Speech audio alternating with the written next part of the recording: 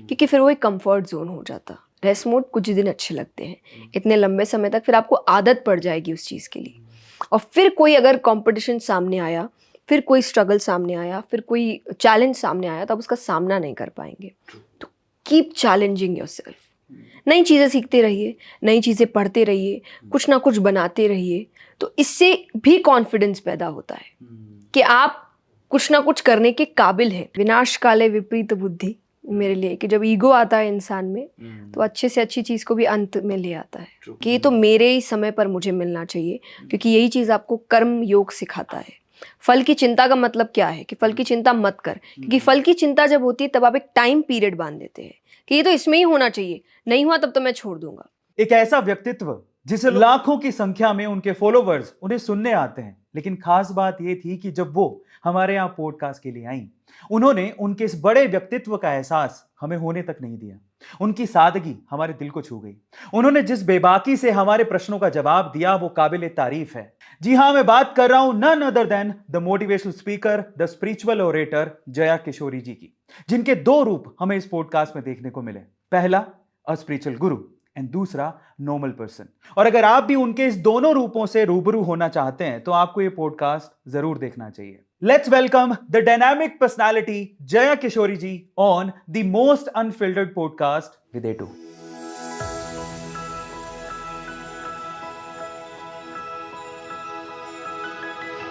जया जी, सबसे पहले स्वागत है आपका ए टू मोटिवेशन के पॉडकास्ट में, जिसका नाम है टेंजर टॉक। अब सवालों का सिलसिला शुरू करते हैं। मैं थोड़ा नर्वस हूँ बिकॉज इतने बड़े इन्फ्लुएंसर, मुझे लगता है कि आपको धार्मिक गुरु कहना गलत नहीं होगा। आज के प्रोस्पेक्ट में बहुत लोग आपको मानते हैं, पर मैं जितना पढ़ा हूँ, जितना सुना हूँ आपके बारे में, मेरा पहला सवाल उसी से रिलेटेड है। इतनी छोटी उम्र में मैंने अभी सुना कि आप सिर्फ 6 साल की उम्र से स्पिरिचुअलिटी में, अध्यात्म में है। जनरली आज का यूथ अध्यात्म को समझता तक नहीं है, आपने 6 साल की उम्र से ही शुरू कर लिया। ये कैसे हुआ? वो जर्नी थोड़ा आप बताइए प्लीज। जर्नी की शुरुआत परिवार से ही हुई कि मेरे घर का माहौल हमेशा से बहुत स्पिरिचुअल, बहुत रिलीजियस था। हम सभी शाम को हनुमान चालीसा एक साथ करते थे, हफ्ते में एक दिन कीर्तन करते थे। तो उस वजह से मेरा झुकाव हमेशा इसी ओर रहा, और उस झुकाव को मेरे माता पिता ने प्रोत्साहन दिया। और उस वजह से 6 साल की उम्र से मैंने शुरुआत की, पहले भजनों से की, फिर कथाओं से की, फिर अब मोटिवेशनल सेशंस की ओर। तो वो जर्नी रुकी नहीं है अभी तक, एंड आई होप आगे भी ना रुके, कुछ ना कुछ नया होता रहे। तो यही एक जर्नी है जिसमें बस परिवार का माहौल, उनकी कहानियाँ, उनकी बातें, जिन्होंने एक इंटरेस्ट बचपन में ही जगा दिया था आध्यात्मिकता की ओर, और शायद उसी ने मुझे हेल्प किया आज इस जगह पर खड़े होने के लिए। दूसरा सवाल इसी से रिलेटेड है। मैं भी जब आप ये बता रहे थे मुझे कि आपके पेरेंट्स ने इस चीज़ के लिए आपको सपोर्ट किया, तो उनके दिमाग में ये नहीं है कि अभी बच्ची है, इसकी पढ़ाई रह जाएगी अगर इन सब चीज़ों में पड़ गई तो? और ये भी जानना चाहते हैं कि आपने, अगर उन्होंने इस चीज़ में भी सपोर्ट किया, तो आपका स्टडीज़ कैसे कंप्लीट हुआ? उन्होंने पूरा बैलेंस रखा, ओके। और ग्रेजुएशन डिग्री तो मुझे लेनी ही थी, तो मैंने बीकॉम तक की पढ़ाई की है। और तब तक मेरे पेरेंट्स ने मेरा बहुत सपोर्ट किया, पढ़ने में भी उतना ही सपोर्ट किया कि मेरे साथ साथ वो भी पढ़ते थे। जो आध्यात्मिक किताबें हम पढ़ते हैं, रिलीजियस बुक्स पढ़ते हैं, तो वो भी पढ़ते थे, मुझे समझाते थे, क्योंकि मेरे पास थोड़ा कम टाइम था आज के हिसाब से कि मैं कंटिन्यूसली पूरा समय अपना उसको दे पाऊँ। तो वो भी पढ़ते थे, वो मुझे बेस्ट पार्ट्स निकाल के ला के देते थे कि ये तुम पढ़ सकती हो। और फिर स्कूल के साथ भी उन्होंने पूरा स्कूल कॉलेज में मेरा सपोर्ट किया, उस चीज़ में भी मुझे पढ़ाना, ट्यूशन्स लगाना, ट्रैवलिंग भी अगर हो रही है तो उसको कैसे ईज़ में रखना ताकि मुझे दिक्कत ना आए, ये पूरा ध्यान उन्होंने रखा। तो एक बैलेंस बनाकर वो चले। और जैसा मुझे लगता है हर किसी की लाइफ में एक स्ट्रगलिंग पीरियड आता है। कई लोग हैं जो मैं जिस अभी एज में हूँ उस एज में अब स्ट्रगल करेंगे, मैंने बचपन में कर लिया वो स्ट्रगल। तो एक पीरियड है बस स्ट्रगलिंग का, तो मेरा वो पीरियड बचपन में आ गया था, जिस वजह से अभी मैं अच्छे से काम कर पा रही हूँ। और जो चीज़ें मुझे शायद अभी सीखनी चाहिए वो मैंने उसी वक्त सीख ली। तो चाहे वो रिजेक्शंस देखना हो, फेलियर्स हैंडल करना हो, उनसे सीख लेना हो, ये मैंने काफ़ी यंग एज में देख लिया था। ओके, तो ये तो काफ़ी इंटरेस्टिंग पॉइंट निकल के आता है कि आप इतने शांत हैं, इतने काम हैं। स्ट्रगल जो आपने बोला, तो पहले तो हम ये जानना चाहेंगे किस तरह का स्ट्रगल आपने फेस किया, और दूसरा उससे आप ओवरकम कैसे हो, बाहर कैसे निकले? स्ट्रगल इज स्टार्टिंग में, देखिए कोई भी फील्ड होती है तो, और कंपटीशन भी बहुत होता है, आपके आसपास लोग होते हैं, और क्योंकि आप नए हैं तो आपको उतने मौके नहीं दिए जाते, आप बच्चे हैं तो आपको इतना सीरियसली नहीं लिया जाता। तो ये चीज़ें एक तरीके से मेरे लिए बहुत स्ट्रगल करने का ही तरीका था मेरा, कि आप कोशिश कर रहे हैं सीरियस होने की, अपना काम अच्छे से करने की, और आपको उतना सीरियसली लिया नहीं जा रहा। और हम जो दूसरा स्ट्रगल मैं मानती हूँ अपने लाइफ का, कि बहुत ही हम्बल बैकग्राउंड से है, तो इतना भी हम नहीं कर सकते थे कि ऑल टाइम फ्लाइट्स की जर्नी हो पाए, तो ट्रेन्स में जाते थे, और स्कूल मिस ना हो इस चीज़ का ध्यान हमेशा रखा जाता था। तो वीकेंड्स में ही या समर वेकेशंस में होता था, और अगर वापस स्कूल आना है तो मोस्टली जर्नीज़ ऐसी होती थी कि 5 साढ़े 5 बजे हम अपने जगह घर पहुंचते थे, स्टेशन पहुंचते थे, और ट्रेन में ही ड्रेस अप करके स्कूल के लिए डायरेक्टली स्कूल जाते थे। तो रात की नींद कई बार ठीक से होती नहीं है, पर आपको स्कूल भी अटेंड करना पड़ता है। आने के बाद भी ट्यूशन्स होते हैं, प्रोजेक्ट्स होते हैं, जो आज के टाइम पे बहुत हो गए हैं बच्चों के लिए। तो ये सब होता रहता है। और सबसे बड़ी जर्नी आई वुड से, जब मैंने अपनी श्रीमद् भागवत कथा तैयार की थी, 7 डेज की होती है वो, 7 दिन की, तब मेरा बोर्ड्स था 12th का। तो मुझे लगता है कि वो 1 साल ही मेरी ज़िंदगी का सबसे कठिन साल था, जब मैं 2 बहुत बड़ी चीज़ें कर रही थी। तो ठीक है, वो जर्नी निकल गई, लेकिन उस चीज़ ने मुझे बहुत कुछ सिखाया। पहला चीज़ बैलेंस करना सिखाया, कि 2 इम्पॉर्टेंट चीज़ों को आप कैसे बैलेंस करते हैं, लेकिन प्रायोरिटी भी क्या है वो भी आपको समझा देती है। कि आपकी प्रायोरिटी क्या है, उसको कैसे आपको आगे रखना है, लेकिन बाकी चीज़ों को नज़रअंदाज नहीं करना है। तो ये सारी मैच्योरिटी और फेलियर्स को हैंडल करना, उस वक्त उससे सीख लेना, कि मुझे ऐसा लगता है कि बहुत ही अजीब होगा, पर बचपन में जब मैं इन चीज़ों को देखती थी, इंसल्ट्स या रिजेक्शन ये सब हैंडल करती थी, तो मेरा कंप्लेन हमेशा भगवान से होता था, ना कि किसी और से। मुझे उनसे पूछती थी कि आप ऐसा क्यों कर रहे हैं, और क्यों कर रहे हैं का मतलब ही कि आप रीज़न जानना चाहते हैं। तो रीज़न ही आपको एक लेसन की ओर लेकर जाता है। तो ये चीज़ें मेरे साथ क्योंकि बहुत यंग एज में हुई, तो अब मुझे इन चीज़ों से ज़्यादा फ़र्क नहीं पड़ता। कोई भी फेलियर आए तो मैं तुरंत लेसन की ओर मुड़ जाती हूँ, कि नहीं, बाकी अपसेट होना ये चीज़ें होती रहेगी, पर ये अभी सिखाना क्या चाह रहा है, इस पे फोकस करो और सल्यूशन निकालो और आगे बढ़ो। तो ये मुझे उस चीज़ों की वजह से मिला है। एक बात दावे के साथ कह सकता हूँ, जो लोग बच्ची समझ के इग्नोर कर रहे थे, सीरियसली नहीं ले रहे थे, आज वो कहीं ना कहीं सोचते होंगे कि हमने क्या किया। बट थैंक यू, नहीं लिया आपने, क्योंकि उसी वजह से मुझे इतनी सीख मिली। तो कई बार जैसा मैंने कहा, लेसन्स है ये भी, कि वो भी भगवान के लेसन्स है। हर चीज़ को पॉजिटिवली लेने का मतलब यही होता है, कि पॉजिटिव का मतलब ये नहीं कि चोट लगी तब भी हम ये कहें कि नहीं लगी, नहीं लगी है, क्यों लगी है ये सोचो, कि क्या मैं तेज चल रहा था, या मैं जोर से दौड़ रहा था, या मैं ठीक तरीके से मैंने चीज़ों को, रास्ते को नहीं समझा है, ये समझो। पॉजिटिव होना नहीं कि जो हुआ उसको नकार दो। पॉजिटिविटी कि जो नेगेटिव भी हुआ है वो क्यों हुआ है, उसकी तरफ अपना ध्यान मोड़ो।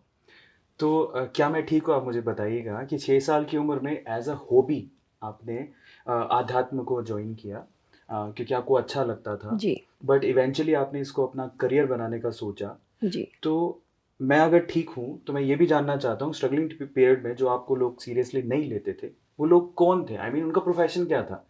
कि आप प्रोफेशन जो आपको बुला रहे हैं काम करने के लिए। अच्छा नहीं, तो आप बिकॉज आप रिलीजियस वर्क्स में अलाइन थी, आप गीता के पाठ करती थी, तो जो दूसरे गीता के पाठ करते थे वो आपको अपोज करते थे, क्या सीन था वो जानना था मुझे। नहीं, देखिए, टू बी वेरी ऑनेस्ट, मैं किसी का भी नाम लेना नहीं चाहूँगी, और मैं शुरुआत में मैंने गीता के पाठ नहीं, मैंने भजनों से शुरुआत की थी, और भी कई तरीके होते थे, हम कहीं फंक्शंस में भी जाते थे। तो आपके आसपास के लोग होते हैं, आपको जो बुला रहे हैं उनमें से कई लोग होते हैं, और जो मुझे ऐसा लगता है कि ये ह्यूमन नेचर है, कि कहते हैं ना कि उगते हुए सूरज को हर कोई सलाम करता है। एग्जैक्टली। तो शुरुआत में आपको नहीं किया जाता है, एंड अगर आप उस चीज़ को एक्सेप्ट कर लो, तो मुझे लगता है कि वो स्ट्रगलिंग पीरियड इतना टफ नहीं होगा। तो मैंने इस चीज़ को मान लिया था कि इट्स ओके, ये नॉर्मल है। अभी आपने इतना कुछ शायद नहीं किया है, इस फील्ड को आपने इतना, आपका योगदान नहीं है कि लोग आपको इतना सीरियसली ले, तो आप योगदान दीजिए।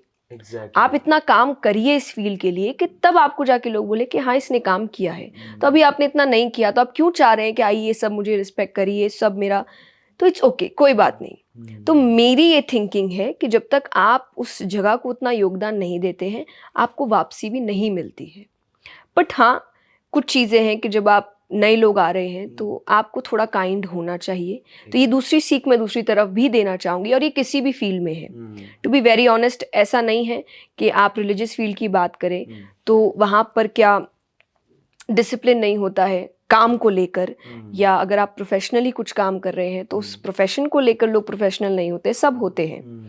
तो उनकी भी एक रीति रिवाज है, उनका भी एक तरीका है काम करने का। बट हाँ, हर काम में, चाहे ऑफिस है, रिलीजियस फील्ड है, स्पिरिचुअल फील्ड है, कहीं भी है, बी काइंड। ये बहुत ही नॉर्मल चीज़ है, इसमें आपका पैसा भी नहीं लगता, इसमें बहुत ज़्यादा मेहनत भी नहीं लगती। It's a very normal thing कि आप लोगों को लेकर थोड़े काइंड हो जाइए, और आप दुनिया को एक अच्छी जगह ही बना रहे हैं रहने के लिए। That's it. एक बात मैं बोलना चाहता हूँ कि मैं बहुत सारे पॉडकास्ट किए हैं, बहुत सारे लोगों के साथ मिला हूँ मैं। हिंदी भाषा जो हमारी है बहुत ही स्वीट है, बहुत अच्छी भाषा है। लोग बहुत कम इसको अच्छे से एक्सप्रेस करना जानते हैं, और ये मैं दावे के साथ कह सकता हूँ कि आपके शब्द बहुत सुलझे हुए हैं। बहुत कम लोग इतने एक्सप्रेसिवली हिंदी को बोल सकते हैं, तो ये तो मानना पड़ेगा। तो मेरा इंटरेस्ट इस चीज़ में भी है कि आपने जब ग्रेजुएशन के लिए अपना फील्ड चुना तो वो फील्ड क्या था? बीकॉम कॉमर्स ही चुना तो था आपने मैंने। उसमें कोई, अच्छा बीकॉम में चले गए। जी। ये तो बहुत अमेजिंग है कि आप टू बी वेरी ऑनेस्ट थी कि मुझे डिग्री लेनी थी, हाँ और क्योंकि मैं अपना दूसरा काम कर रही थी, तो यहाँ पर मुझे नहीं लगा था कि मुझे इंटरेस्ट की ओर ध्यान देना है। तो मेरा ध्यान एक्चुअली मेरे दोस्तों की तरफ था कि वो कौन सा फील्ड चुन रहे हैं, कि मुझे तो एक बैलेंस बना के काम करना है, क्योंकि बाकी मेरी पढ़ाई तो कहीं और चल रही है और बहुत सीरियसली चल रही है। तो पर लास्ट में मुझे लगा, पता चला कि बहुत ही मेहनत लगी मुझे, मैं कोई और फील्ड ले सकती थी जहाँ एक बैलेंस इजीली बन सकता था जो मेरे ही फील्ड से रिलेटेड होता। बट दोस्त भी दोस्त होते हैं, तो मैंने दोस्तों के चक्कर में ये बीकॉम फील्ड चुना कि वो जिस फील्ड में, जो जिस कॉलेज में जाएंगे वहीं जाऊं, ताकि, क्योंकि मेरी कॉलेज लाइफ प्रॉपरली नहीं हुई।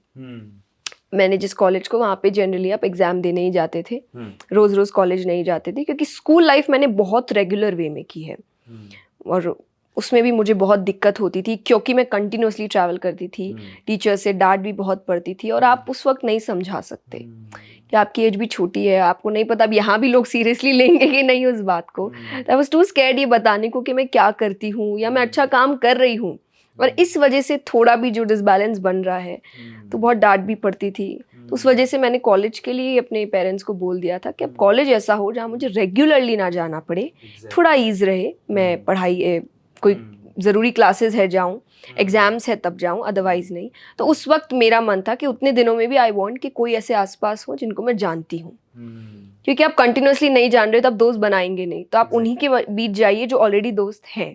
तो इस वजह से मैंने बीकॉम चुना। मैं यही सोच रहा था, मैंने कहा आसान तो आर्ट्स होता है, आज तक यही सुनते आए थे। इन्होंने फील्ड दूसरा चूज करना, कॉमर्स में आए। कॉमर्स में आए, आपको लगता है कि मैंने जो ग्रेजुएशन किया वो कहीं मुझे काम आ रही है, या फिर ठीक है, नहीं लगता है ना ऐसी किया है, पेस्ट हो गया? नहीं, आई थिंक वो बैलेंस बनाने के चक्कर में मेरे लिए बहुत हेल्पफुल हुआ, क्योंकि वो दो अलग फील्ड था, और मल्टीटास्किंग हुई मेरे लिए एक, कि दिमाग दो तरफ चल रहा है, एक तरफ पूरी तरीके से कॉमर्स में चले जाते हैं, एक तरफ पूरा अध्यात्म में चले जाते हैं, लेकिन आपको दिमाग बैक टू नॉर्मल वापस कॉलेज में कोई काम है तो लाना पड़ता है। तो ये शायद मुझे बहुत हेल्प किया, और आज के टाइम पे मैं मल्टीटास्क अच्छे से कर पाती हूँ, मुझे दिक्कत नहीं होती। तो शायद हर काम आपको कोई ना कोई लेसन तो देकर जाता है, वेस्ट तो आई डोंट थिंक कुछ भी होता है। वो दिख रहा है ना एक्चुअली, आपका मन कॉमर्स की तरफ जब जा रहा है तो मोह माया की तरफ लेके जा रहा है, पैसा। ऑब्वियसली आपने बैलेंस बना के रखा, आध्यात्म की तरफ भी उतना ही हूँ। मेरा अगला सवाल आध्यात्म को लेके है। आपको लगता है इंडिया में यूथ आध्यात्म को बहुत अंडररेट करके चलता है, समझता ही नहीं है स्पिरिचुअलिटी को?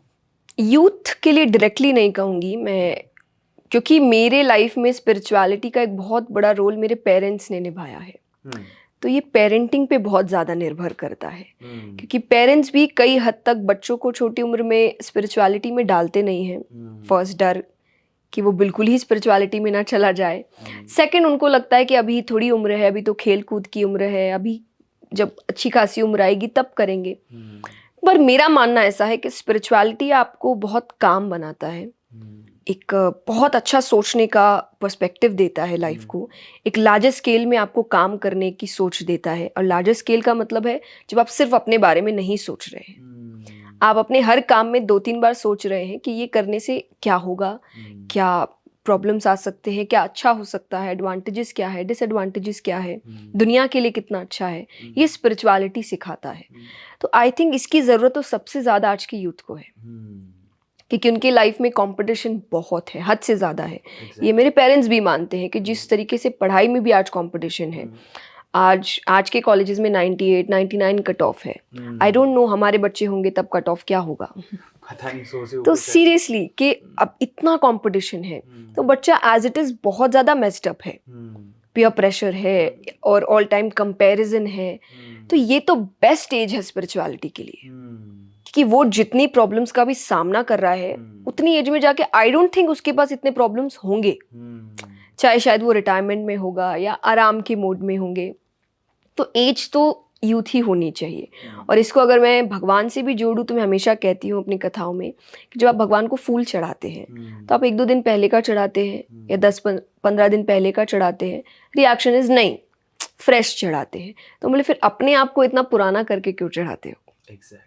आप भी जब फ्रेश है, आप भी जब यंग है, आप सोचने समझने की शक्ति बहुत अच्छी है, आप चीज़ों को ग्रैब अच्छे से कर सकते हैं, तो यही तो सही एज है स्पिरिचुअलिटी को जानने की।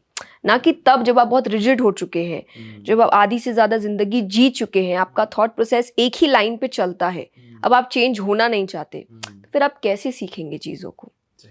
तो इसीलिए यूथ के लिए पेरेंट्स की जिम्मेदारी है कि आप एक छोटी उम्र में उनको इस चीज़ में डालिए, सो दैट वो आज के कंपटीशन का सामना अच्छे से कर सके। तो अब तो जितने लोग देख रहे हैं, हमने बहुत बार आध्यात्म या स्पिरिचुअलिटी की बात बोल रहे हैं, हम लोग इसका वर्ड का इस्तेमाल कर रहे हैं। सीधे शब्दों में पूछूं अगर कि आध्यात्म क्या है, और अगर कोई आध्यात्मिक होना चाहता है तो उसे पूरे दिन में कौन सी क्रियाएं करनी चाहिए, स्ट्रेट फॉरवर्ड। अगर कोई आम इंसान है, ठीक है, आपसे सुना, मुझसे सुना, बात की, तो क्या है आध्यात्म, और उसे पूरे दिन में आध्यात्मिक होने के लिए क्या करना चाहिए? बहुत सारी चीज़ें हैं, बट मैं एक सिंपल, जैसा आपने कहा, एकदम सिंपल लैंग्वेज में एक लाइन में आपको स्पिरिचुअलिटी क्या है, स्पिरिचुअल होना क्या है, कि अगर आपकी ज़िंदगी का कोई भी रिचुअल, एंड वो कोई भी फील्ड से हो सकता है, काम है, पर्सनल लाइफ है, रिलेशनशिप है, परिवार है, कुछ भी है, करियर है, कोई भी रिचुअल आपके स्पिरिट के साथ हो रहा है कि आत्मा से जुड़कर, वो स्पिरिचुअल है। क्योंकि ये झूठ नहीं बोलता, पर इसको सुनने के लिए समय देना पड़ता है। आज वो समय हमारे पास नहीं है, तो इसको सुनने के लिए आपको पहला पेशेंस लगेगा, तो आपको स्पिरिचुअलिटी पेशेंस की ओर लेकर अपने आप जाएगी। क्योंकि हम इतना मशीनों के साथ काम कर चुके हैं कि हमको हर चीज़ अब कुछ सेकंड्स में चाहिए, और ये सेकंड्स में काम नहीं करता। ये इसकी बात सुनने के लिए समय देना पड़ेगा, ध्यान देना पड़ेगा, कंसंट्रेशन चाहिए आपको, तभी ये आपको सही रास्ता देता है, और बिल्कुल सही रास्ता देता है। इसलिए कहते हैं ना, अपने मन की सुनो, एक्चुअली आपके अपनी आत्मा की सुनो, अपने स्पिरिट की सुनो, वो क्या बोल रहा है। तो वो सुन के अगर आप हर काम कर रहे हैं, आप स्पिरिचुअल हैं। ये मेरा मानना है, क्योंकि स्पिरिचुअलिटी कहीं पर भी अच्छे से करो। अगर एक डॉक्टर अच्छे से अपना काम कर रहे हैं, पेशेंट्स की सेवा कर रहे हैं, सब, वो स्पिरिचुअल है। ज़रूरी नहीं उसे पूजा पाठ करे तो ही वो स्पिरिचुअल होगा। वो अपना काम ईमानदारी से कर रहा है, अच्छे इंटेंशंस के साथ कर रहा है, वो आदमी स्पिरिचुअल है। फिर आप डीप जाते हैं उसमें, तो आपको कई वेज मिलते हैं, चाहे वो चैंटिंग है, चाहे वो मेडिटेशन है, चाहे वो लोगों की हेल्प करना है, तो वो कई फील्ड्स हो सकते हैं जब आप डीप जाए। पर अगर सिंपल शब्दों में, तो अच्छा इंटेंशन और ईमानदारी, अपने काम की तरफ जागरूकता, पेशेंस, कंसंट्रेशन, ये सब कुछ आपको कहीं ना कहीं एक स्पिरिचुअल माइंड की ओर ही लेकर जाता है। क्या बात है। अगला सवाल मेरा ये है कि आध्यात्मिकता में जाने के लिए, जैसे आपने कहा कि आप कोई काम भी कर रहे हैं और अच्छे मन से कर रहे हैं, तो आप आध्यात्मिक हैं, बिल्कुल सही बात है। पर कोई और चीज़ें भी कुछ ऐसा चाहिए, जैसे कि मैंने अभी सुना है कि जनरली जो आध्यात्मिकता में लोग होते हैं, उनका फूड प्रेफरेंस, जो खाना होता है, वो शायद नॉन वेजिटेरियन नहीं होते, ऐसा परसेप्शन, मैं सही बोल रहा हूँ गलत मुझे पता नहीं, तो उसके बारे में आपको क्या कहना है कि उनका फूड प्रेफरेंस भी अलग होता है, उनका मूड प्रेफरेंस अलग होता है, वो जहाँ रहते हैं वो जगह भी अलग होती है, कुछ अलग होता है, या फिर संसारिकता में रहते हुए भी अध्यात्म को अपनाया जा सकता है? संसार में रह सकते हैं, पर आपके काम, जैसा मैंने कहा कि आपकी सोच थोड़ी सी लार्जर पर्सपेक्टिव पे चली जाती है, जहाँ आप लोगों के बारे में भी सोचना। तो अगर आप जैसे नॉन वेजिटेरियन फूड्स के बारे में भी बात कर रहे हैं, कहीं ना कहीं हमको पता है कि उससे किसी और को तकलीफ हो रही है, तो वो सोचते ही आदमी पीछे हट जाता है। अब अगर नॉन वेजिटेरियन में नहीं, जंक फूड्स भी है, जैसे हम गुणों की बात करते हैं, सात्विक, तामसिक, राजसिक, तो जब आप स्पिरिचुअलिटी की ओर जाते हैं तो आप सात्विकता की ओर जाते हैं। तो उसमें हर चीज़ है, but that does not mean कि आप फैमिली में नहीं रह रहे हैं, आप रह रहे हैं, पर आप किसी भी ऐसी चीज़ को अपने ऊपर हावी नहीं होने देंगे जो आपके लिए खराब है। फूड भी हो सकता है, तो सात्विकता में आपकी फूड हैबिट्स अच्छी होती है, क्योंकि कई ऐसे फूड्स हैं जो आप पे हावी हो जाते हैं, आपको ज़्यादा नींद आने लगती है, तो कहीं ना कहीं आपका जो नींद पे कंट्रोल है वो उसको खराब कर देगा वो फूड, तो आप उस फूड को अलग कर देते हैं कि नहीं, आप किसी भी ऐसी चीज़ को पावर नहीं देंगे कि तुम मुझ पे हावी हो, क्योंकि मालिक मैं हूँ। आपको भगवान ने मालिक ही बनाकर भेजा है, इमोशंस, इंद्रियां, इनके आप मालिक हैं, और इसीलिए आपको हर स्क्रिप्चर में कहा गया है कि इनको कंट्रोल में रखो, इसीलिए कहा गया, पर हम स्लेव बन रहे हैं धीरे धीरे। तो जब आप स्पिरिचुअलिटी की ओर जाते हैं तो आपको कहीं ना कहीं स्लेवरी से वापस से ओनरशिप की ओर लेकर आया जाता है कि मालिक तुम हो, तो हर चीज़ तुम्हारे कंट्रोल में होनी चाहिए, कोई भी चीज़ तुम पे हावी नहीं होनी चाहिए। आध्यात्मिकता की जब हम बात करते हैं, धर्म गुरु स्पेशली बहुत सॉर्टेड होता है, उनका थॉट प्रोसेस बड़ा सॉर्टेड होता है, तो लोग फॉलो करते हैं, फॉलोवर्स हैं इंडिया में यूथ है, अच्छी बात कोई करता है तो फॉलो भी करते हैं। बाहरी चीज़ें आपको बहुत मिली हैं, समझते हैं उस चीज़ को, लेकिन मैं जानना चाहता हूँ आध्यात्मिकता को जब आपने अपनाया तो आंतरिक तौर पे आपने 4 क्या बदलाव या 3 क्या बदलाव देखे अपने अंदर? टू बी वेरी ऑनेस्ट, अपनाया एज सच कुछ भी नहीं मैंने, और मुझे ऐसा लगता है हर आदमी स्पिरिचुअल है अंदर से, पर उसको रियलाइज करने में समय लगता है। जैसे धूल बैठ जाती है, या सोने पे मान लीजिए धूल बैठी, कोई सोने की चीज़ है, उस पर इतनी धूल बैठ गई अब आपको दिख नहीं रहा है, पर क्या इसका मतलब है कि वो सोना नहीं है? सोना तो सोना ही रहेगा, आपको उसको थोड़ा साफ करना पड़ेगा, पॉलिश करना पड़ेगा, तब जाके आपको उसकी चमक दिखेगी। तो कोई भी ज्वेलरी है, डायमंड्स है, कुछ भी है, जब धूल बैठती है तो थोड़ा काला होने लगता है या धुंधला पड़ने लगता है, तो आपको सफाई करानी पड़ती है। तो स्पिरिचुअलिटी भी आपके अंदर है, पर कई बार सामने की जो चीज़ें हैं, जो प्रॉब्लम्स आ रही है, जो बाहरी दिखावों में हम जा रहे हैं, तब उसके बीच में वो थोड़ा धुंधला पड़ जाता है। तो ये जितनी भी चीज़ें हैं, चाहे मेडिटेशन है, मंत्र चैंटिंग है, सत्संग है, स्क्रिप्चर्स है, ये उस धूल को हटाने का काम करता है। तो मैंने एक जर्नी जी है, मैंने कभी कोई भी ऐसा मोमेंट नहीं था कि मैं स्पिरिचुअल होती हूँ, कभी नहीं था। मेरी जर्नी बचपन से चल रही थी और ये चीज़ें इनसे जुड़ी थी, तो अंदर जो स्पिरिचुअलिटी थी ऑलरेडी वो बहुत जल्दी बाहर आ गई। बस यही है कि है आपके अंदर भी, सबके अंदर है, और उसमें थोड़ी धूल जम गई है। तो ये सब टूल्स है उस धूल को हटाने के लिए। और जैसा मैंने कहा कि हेल्प मुझे यही किया कि फर्स्ट, बाहरी चीज़ें मुझे जल्दी से ट्रबल नहीं कर सकती, एंड आज के टाइम पे सबसे बड़ा वर्ड इज ट्रोलिंग, कि बहुत जल्दी आपको दुख होता है कि लोग गलत क्यों कह रहे हैं, लोग गलत बातें क्यों कर रहे हैं। नॉट दैट कि कभी मुझे हुआ ही नहीं, हुआ है, कई बार हुआ है, लेकिन शुरुआती टाइम पे हुआ।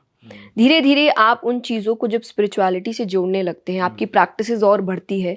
मेरे लिए स्पिरिचुअलिटी या मेडिटेशन इज मंत्रास, सत्संग, कि आप जब कथाओं में आते हैं, मैं पर्टिकुलरली कथा में कहती हूँ, हम 3.5-4 घंटे की कथा होती है और उतनी देर कोई फ़ोन यूज़ नहीं करता। Amazing. और आज के टाइम पे आप सोच नहीं सकते इतनी देर कोई फ़ोन के बिना बैठा है। Exactly.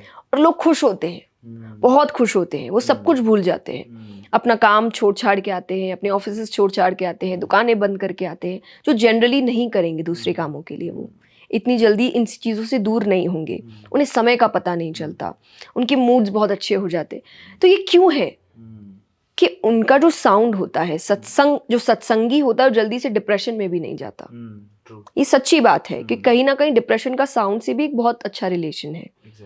जो इंसान सत्संगी होता है वो जल्दी से डिप्रेशन में नहीं जाता। ये भी स्पिरिचुअल होने का एक तरीका है। तो फर्स्ट थिंग कि मुझे बाहरी चीज़ें दिक्कत नहीं देती। दूसरा पेशेंस लेवल, मैं जल्दी से अपना पेशेंस नहीं खोती। आप मुझे अगर गुस्सा दिलाना है तो आपको बहुत सारी गलतियां करनी पड़ेगी। ओके। मैं एक गलती में जल्दी से गुस्सा नहीं होती कि आपके बहुत 1 2 3 महीने लगेंगे तब जाके वो एक वॉल्केनो आता है। और उस पर भी इट्स नॉट दैट कि मैं अपना आपा खो जाती हूँ, नहीं, मेरा गुस्सा होने के तब मैं शांत हो जाती हूँ। ठीक है। तो उस पर भी आई ट्राई कि वो चीज़ मुझ पे हावी नहीं होनी चाहिए। गुस्से के लिए भी हम कहते हैं ना, कई लोग कहते हैं कि जब मुझे ऐसे तो बहुत अच्छे हैं पर जब गुस्सा आता है तो अंदर का राक्षस बाहर आता है। तो मतलब राक्षस है, अगर होगा नहीं तो बाहर कैसे आएगा? मतलब आपके अंदर एक राक्षस रहता है, तो अब आपका काम है उसको बाहर निकालना, वरना वो तो आएगा, जब समय मिलेगा वो बाहर आएगा और फिर वो आपके बने बनाए काम को खराब कर देगा। सही है, ट्रू। तो स्पिरिचुअलिटी उस राक्षस को खत्म करने का काम करता है। क्या? कि आप पर चीजें हावी नहीं होगी, यानी आपकी हर रिएक्शन का कंट्रोल आपके पास है। मुझे गुस्सा करना भी तो मैं अपनी मर्जी से करूंगी, मुझे कुछ भी करना है वो मेरी मर्जी से होगा, वो किसी और के छेड़ने से नहीं होगा। और प्लस कंसंट्रेशन, कि अगर मैं कोई काम कर रही हूं तो फिर आप किसी और चीज से मुझे भटका नहीं सकते, मेरा ध्यान उस पर ही रहेगा। तो ये मंत्रों से होता है, जो मैं मंत्र चैंटिंग रोज करती हूँ कि आपका ध्यान उसकी तरफ होता है। तो ये एक तरीके का मेडिटेशन है मेरे लिए, जो मंत्रों के चैंटिंग से मुझे मिलता है। तो वो तो ये 3 चीजें जो मेरे काम में, मेरे रिलेशनशिप्स, फैमिली, क्योंकि आज के रिलेशनशिप मतलब एक ही रिलेशनशिप हो गया है, बट रिलेशनशिप में फैमिली है, परिवार है, फ्रेंड्स है, सबके साथ बहुत हेल्प करता है, मेरे काम में हेल्प करता है, और मेरे पर्सनल यानी जो मेरे साथ मेरा रिलेशन है उसमें बहुत हेल्प करता है। सो आई कैन बी अलोन, कभी भी मुझे वो चीज़ दिक्कत नहीं देगी। मुझे कोई नहीं चाहिए, अगर मैं अकेली भी हूँ तो मैं बहुत खुश हूँ। क्या बात है। तो ये चीज़ें मुझे उन सब चीज़ों से मिली है। ये एंगर इशू का तो मैं खुद भी जानना चाहता हूँ। कभी कभार ऐसा होता है, बहुत ज़्यादा वर्कलोड होता है और कुछ ऐसी चीज़ सामने आती है तो गुस्सा आने लगता है, तो उसे कंट्रोल कैसे करें? और एक सवाल मेरा ये भी है कि अभी तो शायद आप कंट्रोल कर लिए हो गुस्से को, कभी ऐसा मोमेंट आया था कि आपको बहुत गुस्सा आया, फिर उसके बाद आपको अफसोस हुआ और सोचा कि इसको कर्व करना है या इसको ख़त्म करना है? ऐसा कोई मोमेंट था लाइफ में? सॉरी, अच्छा। बचपन में मोमेंट्स होते हैं आपके पेरेंट्स के साथ, खास करके जब आपको पता है आपने गलती की है, से सॉरी, वो उसी वक्त उस चीज़ को शांत कर देगा। हम मानना नहीं चाहते, एक्सेप्टेंस नहीं। हाँ, एक्सेप्टेंस नहीं है, हम उसको डिफेंड कर रही है बोल के कि अब ऐसा होगा तो गुस्सा आएगा ना। ये बोलना बंद कर दीजिए कि नहीं, मुझे आया and that's wrong and I am sorry. तो ये चीज़ अपने आप, जो मैनेजमेंट है ना एंगर का, यही मैनेज करने का तरीका है। पर हम डिफेंड करने लग जाते हैं अपने आप को कि तुमने ये किया तो आया, ऐसा हुआ तो आया, ये प्रॉब्लम थी तो आया। ये बोलना बंद कर दो।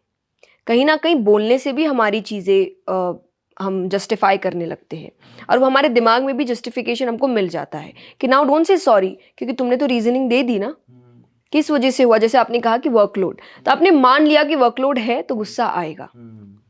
ये जनरल है, हर कोई करता है, हम सब करे हुए हैं। लेकिन ये एक समझने की बात है कि आपने बोल दिया दिमाग को, तब तो दिमाग सॉरी बोलना ही नहीं चाहेगा, क्योंकि उसने तो मान लिया मेरी थोड़ी गलती है। गलती तो काम की थी, गलती तो सामने वाले की थी, गलती तो सिचुएशन की थी, तो वो मैनेज नहीं हो। तो एंगर मैनेजमेंट एक्चुअली मुझे लगता है कई तौर पर एक्सेप्टेंस भी है कि गलती हुई है तो आई एम सॉरी, एंड मेरी पूरी कोशिश हो कि अगली बार ये ना हो। ये चीज़ें बहुत ज़्यादा चीज़ सिंप्लीफाई कर सकती है इस गुस्से के प्रॉब्लम को। पर जनरली आज के यूथ में एक्सेप्टेंस को, मैं एक्सेप्ट करूं कि मेरी गलती है, इस चीज़ को आने में बहुत समय लगेगा। तो मीनवाइल अगर कोई सिंपल तरीके हैं कि एंगर को कंट्रोल किया जा सके? शांत हो जाइए। कैसे होंगे? नहीं, गुस्सा जब आता है तो कि आप शांत हो जाइए, या फिर आप जिससे आप प्यार करते हैं आप सामने वाले को बोल दीजिए कि मेरा मूड इतना अच्छा। कई बार बोलना भी तो अच्छा होता है। हाँ। कई बार हम सोचते हैं कि हम मूड ऑफ है, फिर हम घर आते हैं और फिर हम दूसरों पे चिल्लाना शुरू कर देते हैं, और फिर बाद में जब आप बोलते हैं कि मेरा मूड ऑफ था, सही बात है, तो सामने वाला तो यही बोलता है ना कि मूड ऑफ था तो बोलना था ना, पहले ही कह दो।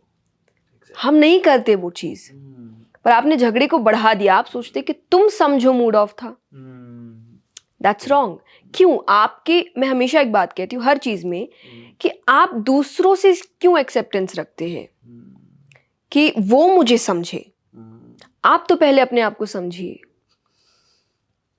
आपने खुद ने ही नहीं समझा, अगर समझ लिया होता तो आपने बोल दिया होता कि भाई ऐसी ऐसी बात है। तो थोड़ी देर, फॉर एग्जाम्पल जब मुझे गुस्सा आता है, मेरे घर को पता है कि मैं शांत हो जाती हूँ, तो मैं कह देती हूँ कि मेरा मूड आज थोड़ा अच्छा नहीं है, तो वो मुझे छेड़ते नहीं है कि ठीक है। लेकिन वही अगर मेरा मूड ऑफ है फिर भी मैं आके बैठूँ पास में और फिर मुझे कोई ट्रबल करे तो मैं उस पर चिल्लाऊँ और फिर मैं बोलूँ मेरा मूड अच्छा नहीं है ना, तो सामने वाला तो यही बोलेगा ये बात बोलना था ना, हमको तो यही लग रहा है अचानक से क्यों ऐसे चुप हो गई, अचानक से रूड क्यों हो रही है। That's wrong. आप अपने मूड की सजा दूसरों को क्यों दे रहे हैं? करेक्ट। और ये हम बाहरी तौर पे भी करते हैं कि हम बाहर जो लड़ाई करके आते हैं, तो बाहर ये भी एक रीजन मुझे लगता है कि गुस्सा, तो आप बाहर क्यों नहीं चिल्ला कर आते? क्योंकि आपको लगता है आपका पावर वहां इतना नहीं है, तो आप घर पे आके चिल्ला रहे हैं, चाहे हस्बैंड वाइफ पे, वाइफ हस्बैंड पे, या हस्बैंड वाइफ बच्चों पे। तो आप उस पे चिल्ला रहे हो जो आपसे छोटा है, जो आपसे कम पावरफुल है। तो ये भी कहीं ना कहीं सोच समझ के ही हो रहा है, क्योंकि अचानक से गुस्सा आ जाता है तो वो तो फिर सब पे आना चाहिए। सोच समझ के आता है। जब आपको लगता है मेरे से पावरफुल सामने कोई है, तो आप गुस्से को चुप कर देते हैं। तो जब वहां कर सकते हैं तो आप कहीं भी कर सकते हैं। तो ये आपके कंट्रोल में है। तो ये बात अपने आप को समझाना भी जरूरी है। एक्चुअली आपको ही आपका अच्छा करना है। मैं आपसे एक दिन, एक सेशन हो सकता है, मैं आपसे बात कर सकती हूँ, इट्स नॉट डायरेक्टली आपसे, कि कहीं से भी हम मोटिवेशनल सेशंस करने जाते हैं, कथाएं करने जाते हैं, 1 दिन 3 दिन 7 दिन मैक्सिमम। मैं लाइफ टाइम तो आपके पास नहीं बैठ सकती, वो तो आपको ही काम करना है। और आपको समझ आ रहा है कि हाँ ये बात सच है कि कल मान लीजिए कि मेरे बॉस ने मुझ पे चिल्लाया था, मैंने तो उसको कुछ नहीं बोला, या कोई बड़े आदमी ने मुझ पे चिल्लाया था, मैंने तो उसको कुछ नहीं बोला। हाँ ये पक्का है, घर आके मैंने वो गुस्सा उतारा था। तो आपने माने एकदम समझ के काम किया है कि यहाँ तो कर नहीं सकते, तो चलो वहां चलते हैं, जो मुझसे घर भी नहीं, तो आप अपने से नीचे जो काम कर रहे हैं आप उन पे चिल्ला देते हैं। That's wrong. ये सोची समझी चीज है। गुस्सा ऑब्वियसली एक बहुत बड़ी प्रॉब्लम है जिसका सोल्यूशन हर कोई चाहता है, लेकिन एक उससे भी बड़ी प्रॉब्लम है बिकॉज कंपटीशन इतना ज़्यादा हो गया है कि लोग डिप्रेशन में भी चले जा रहे हैं जी, है ना। तो क्या आध्यात्मिकता उसमें मदद कर सकती है तो कैसे कर सकती है? और आपकी लाइफ में कभी डिप्रेशन आया कि यार ये क्या हो रहा है, मतलब जो मैं सोच रही थी वो हो ही नहीं रहा है, कैसे ओवरकम किया उसको? स्पिरिचुअलिटी आपको एक डिवाइन पावर से कनेक्ट करती है कि आपके ऊपर भी कोई है जो सब काम देख रहा है। वो आप उसको कुछ भी नाम दीजिए, मेरे लिए शायद वो कृष्ण है, किसी और के लिए राम होंगे, किसी और के लिए कुछ होगा, सबके अपने अपने नाम हो सकते हैं। लेकिन एक हायर पावर है, कोई नाम नहीं भी दे तो एक हायर पावर है जो सब कुछ मैनेज कर रहा है। तो जब आप ये मानने लगते हैं तो कहीं ना कहीं आप जानते हैं कि कोई एक ऐसा बैठा है जो मेरा बुरा नहीं कर सकता। मैं ये पर्सनली मानती हूँ, इसीलिए मुझे ऐसा लगता है कि मुझे कोई भी सिचुएशन इस हद तक नहीं ले जा सकती कि मैं बिल्कुल ही हार मान जाऊं कि अब कुछ बचा ही नहीं। क्यों? क्योंकि बचा तो हमेशा रहेगा, क्योंकि मेरे लिए एक बैठा है ऊपर जो मेरा गलत नहीं होने देगा। तो अगर कुछ ऐसा हो भी रहा है जो मेरे सोच के अगेंस्ट जा रहा है, जो मैंने प्लान किया है उसके अगेंस्ट जा रहा है, तो मे भी बड़ा प्लान है। मैं जो मांग रही हूँ वो चीज़ उतनी मेरे लिए अच्छी नहीं होगी जितनी वो सोच रहे हैं होगी। तो ये सोच मुझे जल्दी से हार नहीं मानने देती है। अपसेट हो सकती हूँ, इट्स नॉट दैट कि मैं अपसेट नहीं होती, मुझे रोना नहीं आता, सब कुछ होता है and that is very normal. Emotions खत्म भी नहीं होना चाहिए, हम रोबोट नहीं हैं, हम इंसान हैं, इमोशंस होने चाहिए हमारे अंदर, पर वो हावी नहीं होने चाहिए। ये एक साइड है बात का। पर स्पिरिचुअलिटी जो पावर से आपको कनेक्ट करते हैं, तो वो डिप्रेशन में इसीलिए नहीं जाने देते क्योंकि एक मान लीजिए एक आदमी जो नहीं मानता इस चीज़ को, तो वो अपना जो भी 100% है वो देगा और फिर उसको लगेगा कि मैंने तो सब कुछ दिया, बचा क्या। अगर अभी भी नहीं हुआ तो फिर अब क्या करना, कुछ भी नहीं तो सब खत्म। पर वही जो एक मानता है कि एक पावर है, वो उसके लिए खत्म कुछ नहीं है, क्योंकि अब उसे लग रहा है कि मेरा काम तो हो गया, अब उसका बचा है, उसको करने दो। आपने कई एक बार ही ना सोशल मीडिया पे एक पिक्चर देखते हैं कि एक भगवान की फोटो है और उनके हाथ में एक बड़ा सा टेडी बेयर है पीछे, और सामने एक छोटी बच्ची खड़ी है, उसके हाथ में एक छोटा सा, भगवान वो मांग रहे हैं उससे, और भगवान को वो कह रही है कि पर मुझे बहुत पसंद है। तो एक्चुअली वो पिक्चर आपको पोर्ट्रे कर रहा है कि भगवान आपसे आपकी खुशी जो छोटी है आपको वो मांग सकते हैं कई बार, यानी आपको जो चाहिए नहीं मिल सकता है, पर आपको नहीं पता कि पीछे एक बहुत बड़ा टेडी बेयर रखा है जो आपके लिए ही है, बट उसके लिए पेशेंस चाहिए जो हमारे अंदर नहीं है, हमको हर चीज़ तुरंत चाहिए। मिला क्यों नहीं? क्योंकि आपको तुरंत, आप कुछ भी सर्च करिए सेकंड्स में मिल जाता है। इसलिए आजकल लोगों का लोगों से ही नहीं रिलेशन अच्छे से कनेक्शन बन पाता है, क्योंकि टेक्स टाइम। इंसान मशीनों की तरह काम नहीं करते, इंसान अपने पेस पे ही काम करेंगे और मशीन अपने पेस पे काम करती है। तो लोगों को लगता है इनको छोड़ो, मेरे को जो सेकंड्स में हर चीज़ मिल जाए मैं उसकी तरफ जाता हूँ। तो यहाँ पे चीज़ें बिगड़ रही है। यहाँ पे हम चाहे मेंटल स्ट्रेस है, डिप्रेशन है, एंजाइटी इश्यूज है, हम सबकी ओर जा रहे हैं कि धीरे धीरे लोगों से, नेचर से, इन सब से हमारा जुड़ाव कम होता जा रहा है। और जैसे ही फिर कभी अचानक होता है तो वो इन चीज़ों की ओर लेकर जाता है, क्योंकि अब आदत नहीं रही होने की। अचानक से हो जाए तो हम वो एक्सेप्ट नहीं कर पाते, उसका सामना नहीं कर पाते। तो यहाँ पे आप डिप्रेशन की ओर जाते हैं। तो मुझे पर्सनली उस दौर का कभी हुआ नहीं, क्योंकि मेरा विश्वास भगवान पे बहुत ही ज़्यादा है और ये समय दौर बहुत बढ़ता गया है। तो अब तो कोई भी चीज़, मुझे ऐसा लगता है कुछ भी गलत होता है मेरे प्लानिंग, फॉर एग्जांपल कोविड। अब कोविड में आप सोच भी नहीं सकते मेरे कितने बड़े बड़े प्लान्स थे, हम बहुत बड़े प्रोजेक्ट्स लेकर जा रहे थे और सब कुछ हो चुका था कि बस अब तो उतरना ही है, काम करना ही है। एंड देन अचानक से लॉकडाउन अनाउंस हो गया, सब कुछ बंद हो गया, प्रोग्राम्स बंद हो गए, कथाएं बंद हो गई। बट उस वक्त भी हमारा यही था कि मेरे पापा ने मुझसे यही कहा कि ठीक है काम तो नहीं है, पर जब था तब तुम बहुत एक्सक्यूजेस देती थी कि मेरे पास पढ़ने का समय नहीं है, मेरे पास नॉलेज गेन करने का ठीक से समय नहीं है, मैं महीनों तक बाहर रहती हूँ, मैं क्या करूँ। लाइक अब है, अब काम करो, अब पढ़ो। तो मतलब वो एक जो सैड फेस हो सकता था कि मेरे तो सारे प्लान्स ख़त्म हो गए, मैंने क्या सोचा था क्या हो गया, वो तुरंत से ख़त्म होके कि नहीं ये मिला है तो ये किसी और चीज़ के लिए मिला है, तो मेरे लिए ये नॉलेज गेन करने का समय था कि जो मुझे इतने समय से नहीं, फैमिली के साथ समय बिताने का समय था जो मुझे नहीं मिलता था, मैं महीनों बाहर रहती थी। तो वो तो तुरंत हमने उस चीज़ को मोड़ दिया, ये सोच के कि अगर भगवान ने दिया है तो सोच समझ के दिया है। तो ये सोच मुझे हार मानने नहीं देती। नहीं, आपको सुन के और मैं रिकॉल भी कर पा रहा हूँ, मुझे ये फीलिंग आ रही कि आध्यात्मिकता का मतलब एक मेडिसिन या दवाई नहीं है जो आपको दिया और बट ठीक हो गया। It will take time, but मुझे ऐसा लगता है कि आध्यात्मिकता एक तरह का हर चीज़ का सोल्यूशन देता है जो रूट वे से उसे ख़त्म करेगा, पर समय लेगा, उसके जवाब आपको देगा कि हो रहा है तो क्यों हो रहा है, और वो अगर क्यों हो रहा है पता लग गया तो शायद आप रूट वे पे काम करके उसे ठीक कर सकते हो। वो जानना आपके लिए बेहद ज़रूरी है और इसमें आपका काम बहुत ज़्यादा है। बाकी चीज़ों में हो सकता है कि आप डॉक्टर्स के पास चले गए, यहाँ वो काम कर रहे हैं, आपको सिर्फ दवाई लेने का काम करना है, पर यहाँ पे मैक्सिमम काम आपको ही करना है।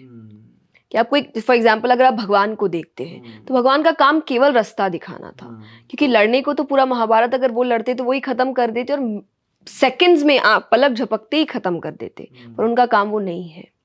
उनका काम केवल है कि ये रास्ता है, ये सही है, ये गलत है, चलना तुमको है, चलना है, गिरना है, उठना है, जो करना है वो तुमको करना है। ये जानते वो पीछे खड़े हैं, अर्जुन जानते थे भगवान सामने बैठे हैं, पर ये भी जानते थे शस्त्र नहीं उठाएंगे, तो जो करना है वो मुझको ही करना पड़ेगा। तो साथ देने के लिए वो है, पर हाथ पकड़ के चलाने के लिए नहीं है, वो चलना तो आपको ही पड़ेगा।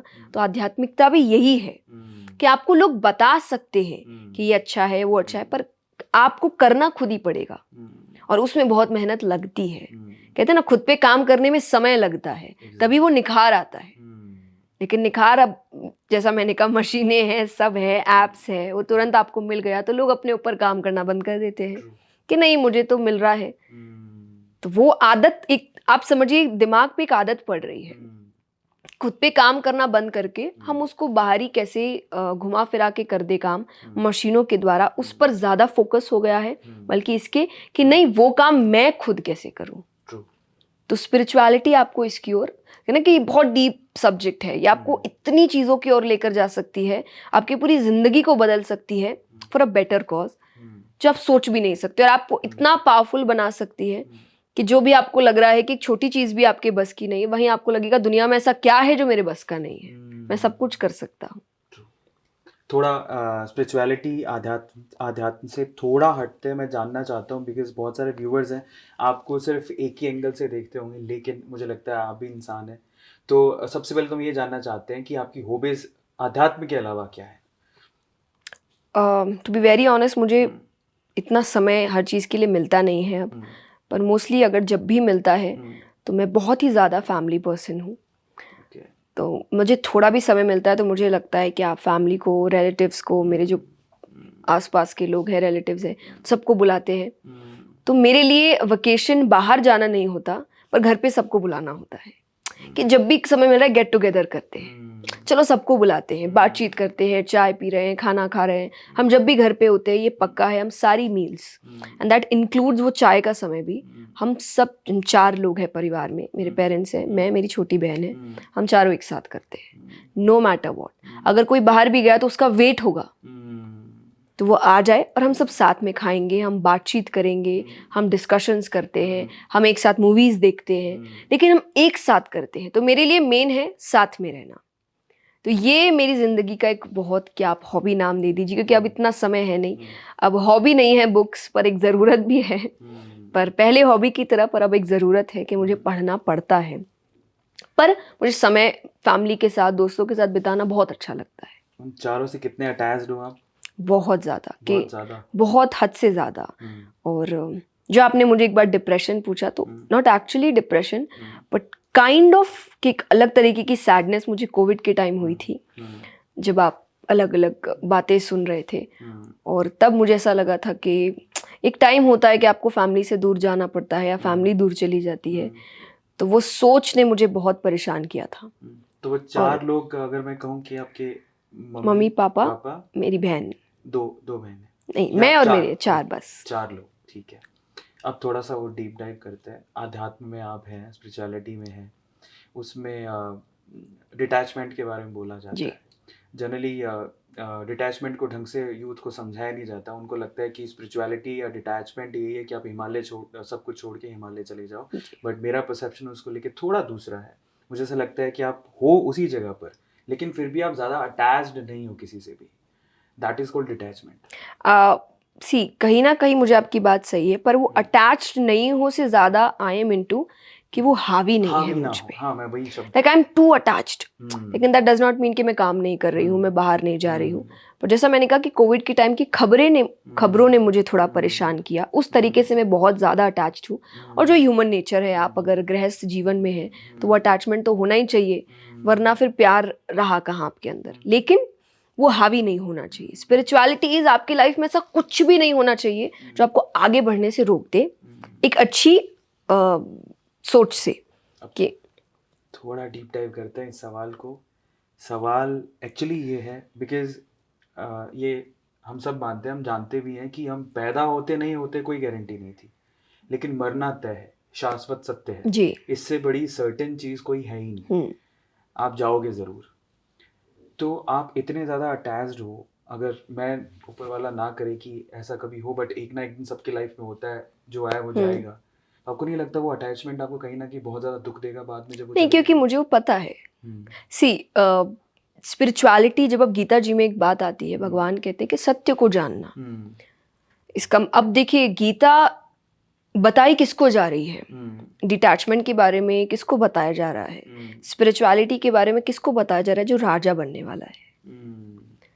उतनी लग्जरी में तो कोई नहीं रहता जितनी लग्जरी में पांडव या कौरव रह रहे थे। राज्य था पूरा उनके पास। तो अगर, और उसके बाद भी मिला है, जीते ही है वो, राज्य किया ही है उन्होंने। तो सब कुछ छोड़ देना ये डिटैचमेंट नहीं है, ये वैराग्य नहीं है, या ये स्पिरिचुअलिटी नहीं है। उसमें रहकर उन चीजों को समझना, पर सत्य को जानकर। जैसे आपने कहा कि सत्य है, सब जाएंगे, पता है जिस दिन आएगा उस दिन भी आप बौखलाएंगे नहीं, क्योंकि कहीं ना कहीं सबकॉन्शियस माइंड में आपको पता है कि आएगा ये दिन। आप दुखी होंगे, जैसा मैंने कहा, इमोशंस है, दैट इज वेरी नेचुरल। आपको समय लगेगा उससे ओवरकम करने में, दैट इज वेरी नेचुरल। पर आप ये बोल देंगे ये तो हो ही नहीं सकता, that is not natural. I know that, but that does not mean कि मैं उस चीज को लेके अपने इमोशंस को खत्म कर दूं, क्योंकि वो हो नहीं सकता, वो एक ना एक दिन बाहर आएगा। तो इमोशंस को दबाना नहीं चाहिए, जो है वो सामने है, but that does not mean कि मुझे सच नहीं पता। फॉर एग्जाम्पल, जब हम बोलते हैं संसार सच नहीं है, उसका मतलब क्या है? कि टेम्पररी है। करियर है, टेम्पररी है। फेम है, टेम्पररी है। मनी है, टेम्पररी है। पर इसका मतलब मैं कमाऊं नहीं। एक अच्छी लाइफस्टाइल के लिए चाहिए आपको। आपको फेम आपको मिल रहा है तो ये एक पावर है कहीं ना कहीं बदलाव लाने का भी, कि आज अगर आप मुझे बुला रहे हैं, मैं इतनी बातें कर रही हूँ, क्यों? क्योंकि एक फेम है और आपको पता है कि मैं जो बात बोल रही हूँ वो कई और लोग भी बोल सकते हैं, पर उनके पास वो फेम का पावर नहीं है तो लोगों तक पहुंचेगी नहीं बात। तो ये एक तरीके से एक टूल है चेंज लाने का, ये भी जरूरी है पर टेम्पररी है, मुझे पता है। तो किसी दिन चला गया तो मैं बौखला नहीं उठूंगी, क्योंकि कहीं ना कहीं मुझे पता था कि ये सब टेम्पररी है। तो ये सच जान के आप लाइफ जिए, सारी मौज मस्ती करिए, अपनी इच्छाएं पूरी करिए, पैसा कमाइए, घूमिए फिरिए, फैमिली के साथ टाइम स्पेंड करिए, सच जान के सब टेम्पररी है। परमानेंट मेरे लिए सिर्फ भगवान है। वो हम नहीं थे तो भी है, हम हैं तब भी है, हम चले जाएंगे तब भी रहेंगे। तो ये सोच जिसकी है वो वैराग्य लेके रखा है, वो डिटैचमेंट फॉलो कर रहा है क्योंकि उसको सच पता है दिमाग में।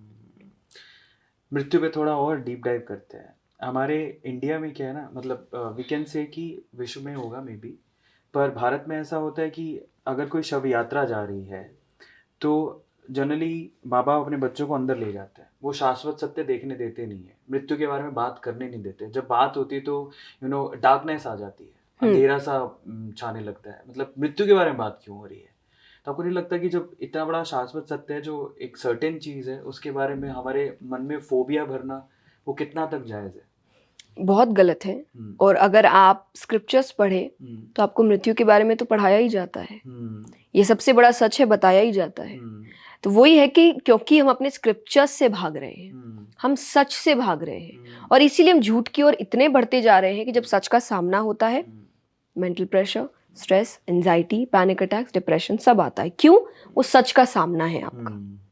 फॉर एग्जाम्पल मैं हमेशा कहती हूँ, लोग कहते हैं कि बदलाव क्या है कि आप लोगों को बोलिए ऐसा मत बोलो, ऐसे मत करो, बट आप ये नहीं छोड़ सकते या ये बदल ही नहीं सकता।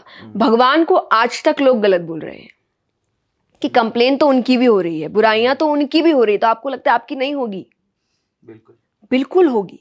ये चेंज कभी आ ही नहीं सकता कि 101% दुनिया में सब ठीक हो चुका है, कुछ भी गलत नहीं है, ये हो ही नहीं सकता। सही गलत ये बैलेंस है, ये चलता ही रहेगा। ये आप पर हावी ना हो, ये आपका काम है। ये सच को जानना आपका तो वहीं पर है कि जब जो मृत्यु की बात है या सच की बात है, ये जानना जरूरी है। और इसीलिए जरूरी है आप स्क्रिप्चर्स पढ़िए। गीता जी आज सबके घर में रखी होगी, श्रीमद् भागवत आज सबके घर में रखी होगी, रामचरितमानस, रामायण सबके रखी होगी, पर हम उसको बस सजा कर भगवान की तरह रख देते हैं, पढ़ते नहीं है। अगर आप उसको पढ़ने जाए तो आपको ऐसी ऐसी बातें पता चलेगी जो आपको सच के सामना कराएगी और झूठ से बचाएगी। जब आप श्री राम की बात करते हैं, जब आप श्री कृष्ण की बात करते हैं, इनकी लाइफ में जितनी प्रॉब्लम्स आई, जो भगवान खुद है, जब इनकी आई तो यही सीख मिलती, जब इनकी आ सकती है तो मैं कौन हूँ, मेरे तो आएगी ही आएगी। पर इनके आने के बाद भी इन्होंने अपनी जो स्माइल है नहीं छोड़ी, इन्होंने सही का रास्ता नहीं छोड़ा, इन्होंने धर्म नहीं छोड़ा। तो ये सब आपको स्क्रिप्चर से पता चलता है। तो क्योंकि हमने ये सब बंद कर दिया है तो इसीलिए हम झूठ की ओर इतने बढ़ते जा रहे हैं कि अब एक टाइम आएगा जब उससे बाहर निकलना मुश्किल हो जाएगा। इसीलिए आपको घर के अंदर डाल दिया जा रहा है या आपको चुप रहने बोला जा रहा है, ये सब बात मत करो, ये अच्छा नहीं है।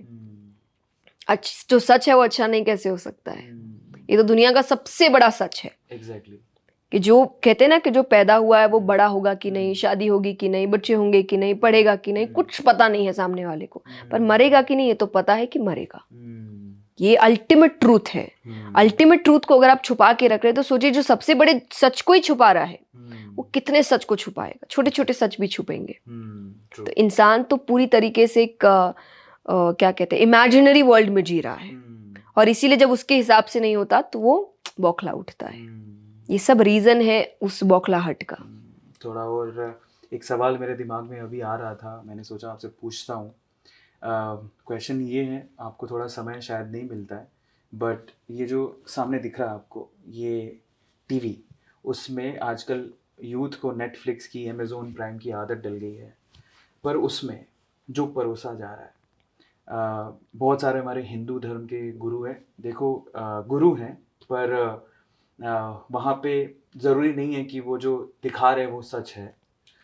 तो वेब सीरीज के थ्रू जिस तरह से हमारे हिंदू धर्म को दिखाया जाता है, बहुत सारे घोटाले दिखाए जाते हैं कि भाई आश्रम एक सीरीज थी, या फिर बहुत 3-4 अभी कल्ट नाम से एक सीरीज आने वाली है जो कि ये दिखाता है कि हिंदू धर्म में जो आश्रम होते हैं या जो गुरु होते हैं वो पाखंडी होते हैं। जब ये सब परोसा जा रहा है हमारे यूथ को, और तो उनको उनको यकीन कैसे होगा? मतलब आपको कभी टेंशन नहीं होती इस चीज़ को लेके कि ये सब क्या है? मतलब आपको, बिकॉज आपने एज अ करियर चूज किया है इसे, और दूसरा आप यूथ को एम्पावर भी करना चाहते हैं इस तरीके से, लेकिन दूसरी तरफ बॉलीवुड है या फिर ये लोग जो पैसा कमाना चाहते हैं वो एक दूसरा ही एंगल दिखाते हैं, वहाँ पे इनसिक्योरिटी फील नहीं होती?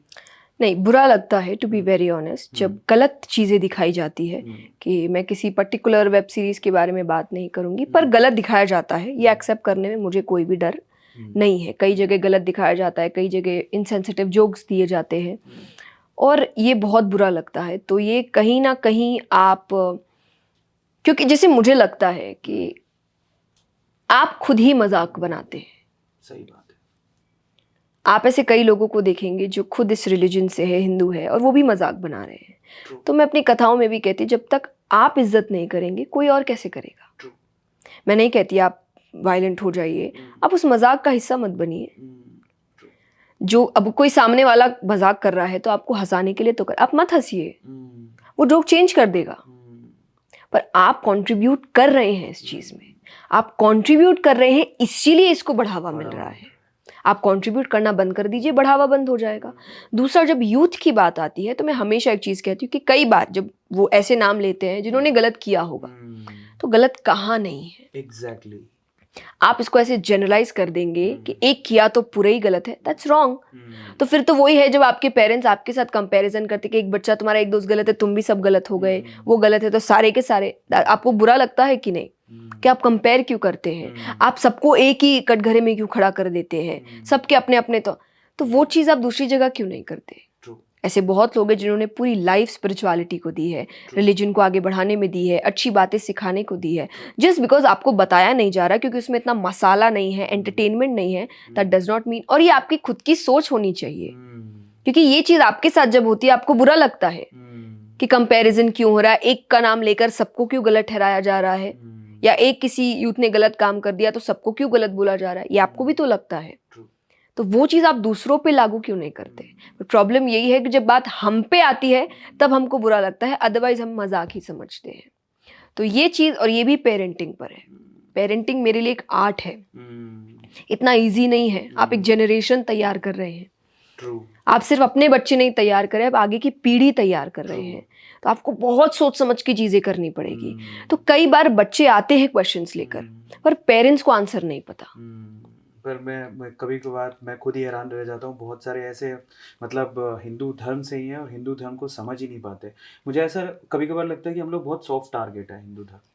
मतलब हमें कोई भी, और हमें ये सिखाया जाता है कि आप बहुत ज़्यादा टॉलरेंट है, आप हमें धैर्य बहुत है, हम मजाक उड़ाएंगे, आपको रिएक्ट नहीं करना है। कैसे पॉसिबल? नहीं, धैर्य बहुत है। एग्जैक्टली आप रिएक्ट, अब देखिए रिएक्ट, जैसा मैंने कहा कि मैंने आपको वायलेंट होने के लिए नहीं कहा, मैंने अभी तो बहुत धैर्य की बात है कि मैं हंस नहीं रही हूँ, मैंने आपको बोला ये मजाक नहीं था, इट्स नॉट फनी। मैंने बहुत पोलाइटली बोला है, पर मैंने बहुत फर्मली बोला है, पर बोलना पड़ेगा, पर बोला है, दैट्स नेसेसरी। आप इस डर में कि नहीं कोई बात नहीं, हंस देते हैं, कुछ नहीं होता, आप अपनी ही बेइज्जती कर रहे हैं। आपके जैसे देश है, लोग जब कहते हैं ना कि देश के बाद, आप अपने ही देश की बेइज्जती कर रहे हैं जब आप देश के लिए कुछ अच्छा नहीं कर रहे। अब फॉर एग्जाम्पल अगर आप गंदगी भी फेंक रहे हैं और आपको लगेगा जिसका काम है वो साफ करेगा, ठीक है, लेकिन जब देश का नाम आएगा तो सिर्फ उसके लिए देश नहीं होगा, देश तो आपका भी होगा। तो कहीं ना कहीं आप अपने ही देश को खराब कर रहे हैं। तो वैसे ही आप अपनी ही संस्कृति को खराब कर रहे हैं, आप अपने ही धर्म को खराब कर रहे हैं जब आप उसके लिए खड़े नहीं हो रहे हैं। और खड़े होने का मतलब, जैसे मैंने हमेशा कहा जाएगा ना कि टॉलरेट, एग्जैक्टली, आप वायलेंट मत होइए, आप गालियां मत दीजिए, पर आप उस मजाक का, उस गलत चीज का हिस्सा मत बनिए और बोलिए कि ये गलत है। और एटलीस्ट मेरे सामने तो मत करो भाई ये सब। मुझे ये सब चीज़ कोई मजाक नहीं लगता, और ना ही मुझे ये चीज़ कोई मजाक सहने वाली भी बात लगती है। क्योंकि टू बी वेरी ऑनेस्ट, एक जनरल बात समझिए, मजाक क्या है? जब दोनों हंस रहे हैं, जब एक को दुख हो रहा है और एक हंस रहा है, तो ये मजाक हो ही नहीं सकता। और किसी कौन सेंसिटिव है नहीं है, ये चलो आपको टॉपिक्स नहीं पता, पर भगवान तो सबसे सेंसिटिव टॉपिक है। क्योंकि उससे भावनाएं जुड़ी है लोगों की, True. उम्मीदें जुड़ी है। हो सकता है आप इतना नहीं मानते या मैं, पर कोई थर्ड पर्सन होगा, उसकी जिंदगी ही भगवान है, उसको कितनी तकलीफ होगी ये चीज देखकर। आप इतने इनसेंसिटिव कैसे हो सकते हैं, ये जानते हुए कि ये सबसे सेंसिटिव बात है, लोगों की उम्मीदें इससे जुड़ी है, जिंदगी इससे जुड़ी है, भावनाएं इससे जुड़ी है, इतनी सारे इमोशंस जुड़े हैं, और आप एक मजाक कहकर कहते हैं कि मजाक लेना नहीं आता। मजाक के लिए बहुत टॉपिक्स है, बी क्रिएटिव प्लीज। किसी की भावनाओं के साथ छेड़छाड़ करके आप मजाक नहीं कर सकते, दैट्स रॉन्ग। एंड मैं ये सबके लिए कहती हूँ, आप पर्टिकुलरली हिंदू धर्म क्योंकि मेरा है तो मुझे ज़्यादा तकलीफ होती है, पर जनरली अगर आप किसी और धर्म के भी मजाक उड़ाइए, मैं नहीं हंसूंगी। और ये मैं क्यों करूंगी? क्योंकि मैं ये वापसी आपसे चाहूंगी। बिल्कुल सच कि देखिए मैंने इज्जत की है, आप भी इज्जत करिए। ट्रू।